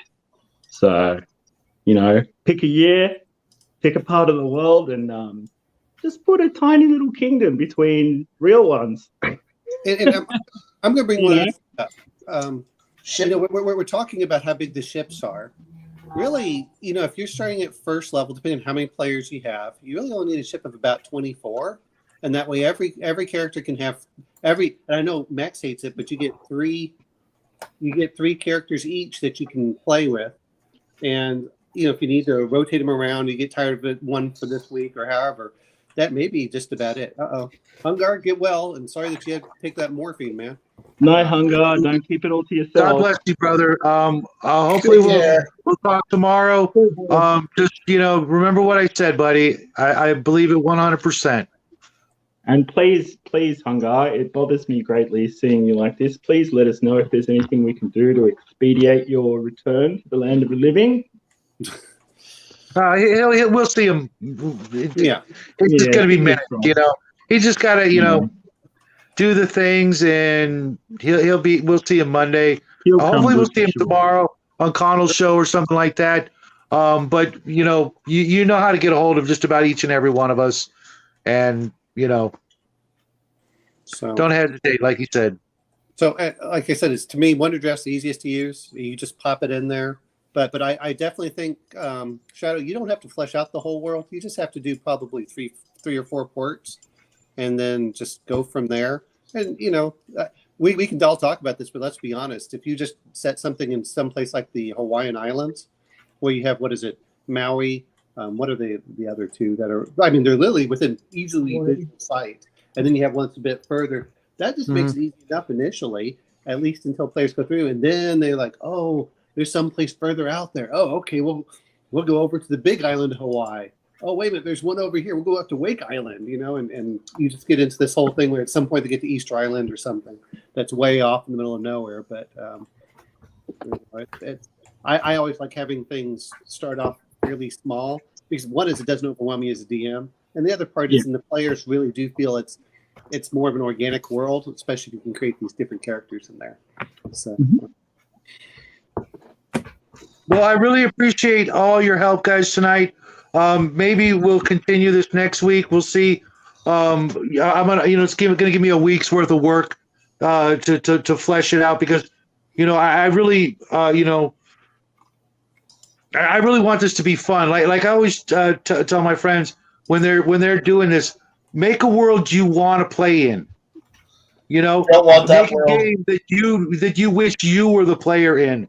And hopefully, it won't be all that, just single self-serving for yourself, and everybody else will get invested in as well. But you do have to listen to your players and get ideas from them too. And I've got, the equivalent of a month and a half to work on this. And, I've slapped crap together in an afternoon and run it for 6 months to years, but I really want to, make it so that, the big brains that are going to be at my table, not my regular, group of high school buddies that I still hang out with after 40 years, who will put up with anything because, we've been buds, since, forever. There's a lot of, great guys here tonight, and hopefully we'll be in the game. Can I add one more little thing here? Just one last little bit before you're done. Do not invite me. No. What I'm saying is that don't overburden yourself as the DM in creating locations. Let your players do that and put everything in, and then you have final say on what's there. And what's going on in this city here, and you can just fill that. They can. It does if you can find somebody's books that are thinking about world building. You just hand it off to the player and say, okay, I want you to create this little city, and I'll modify it. But then the players have an investment because they help create the world that they're in. And you can just say, well, I'm from such and such land, and we have this. Oh, okay, I'll work with that, but I'll put in my little secret and modify it. So, don't overwhelm yourself is all I'm saying, and trying to make No. It's not like that at all. I just want to, I don't want to make any dumb mistakes, and get a general consensus of what, what not just what you guys like, but what you hate when it comes to the idea of a game like this. And Bo and Kai, you guys both were a little quiet tonight. Is there anything you want to add before we hit the road? And I know, Bo, you wanted to chat with me afterwards about something. A lot of that stuff was answered tonight too. If I'm going to play an AD&D game that's set in the ocean, I might not want to play a cavalier in heavy plate armor with the big warhorse. Yeah, I had to tell that to Grim because he wants to be in the game, and he's like, "Oh, I want to pilot it." I'm like, "Well, you may want to put floaties on your horse, and then you just be like, "Come on, faster, damn it!" That was it. And as far as my participation, I wanted to wait my turn, and I wanted everyone else to make sure they got a say. And I felt like I did contribute too. We oh, absolutely. Yeah, you're always welcome here, bud. You know that. I knew. I just wanted to, same with you, Kai. I know you got to vent a little. And that was great. But let him run himself out. But Kai, you know me. I always actually value everything more than your rants. I hope you know that I bring you here because I appreciate that. Your absolute love of this hobby and your frustration comes from that space. And I get it. And one of these days, I'm going to be in one of your games, and you're going to be in one of my games, and then we'll have another conversation. And Chimerian? Yeah. I agree with your rants. To me, that you just everything that you have, you can tell that's from such anger from being abused in previous games that I fully agree with you. I am an abuse victim, and I understand this. We're here for you, Kai. We're here for you, man. Hey, James L. The problem that I have with it is when you go to the proctologist and you can feel it in the back of your tongue. Yeah. God damn it. Okay, before My painting we go, gloves, guys, okay. I love you guys, but before we go, Jackie, you got any words of wisdom for us for this week? Because we've all been sinners tonight, and What are my words of wisdom? yeah, Um, go to church tomorrow. all of I the was gonna say Jesus. I was gonna Go to say every one. communism is gay. Yeah. Those are my Not, words of wisdom. not really. They weren't that big on that. You'd be surprised. You'd be Yeah, no, surprised. every single popular, famous socialist revolutionary has at least one, at the very least one quote, but more realistically, at the very least 50 quotes on how gay is bad. Yeah. But Yeah, it they is weren't more so keen on that. spiritually gay than anything. They were surprisingly against that. You wouldn't think so based on the messaging of the 21st century, but there we go.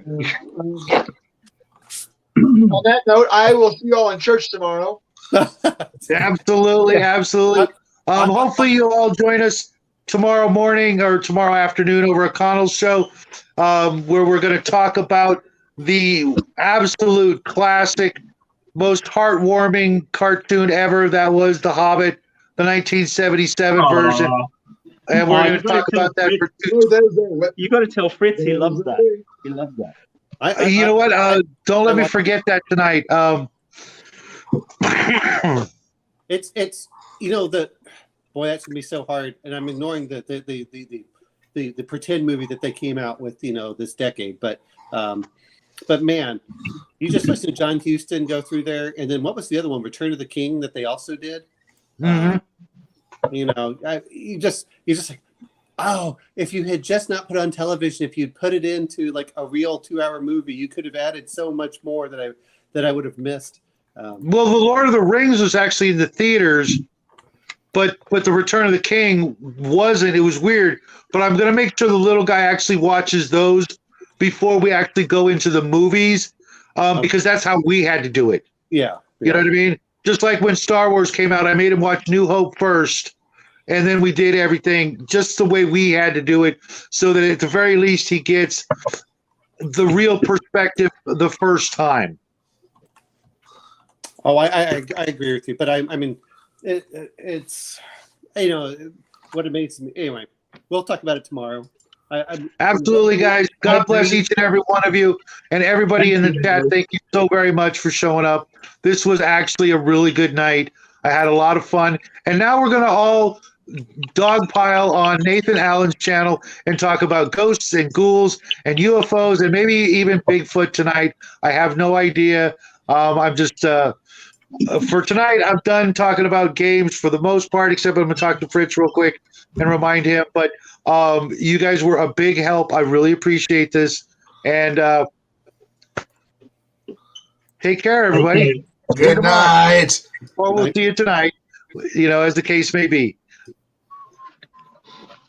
Bo, if you want to hang for just a minute and bounce those ideas or questions off, that's absolutely fine. I'm going to end the broadcast in 3, 2, 1. Good night, everybody, and God bless. Bo, do you mind if I just listen in just to see if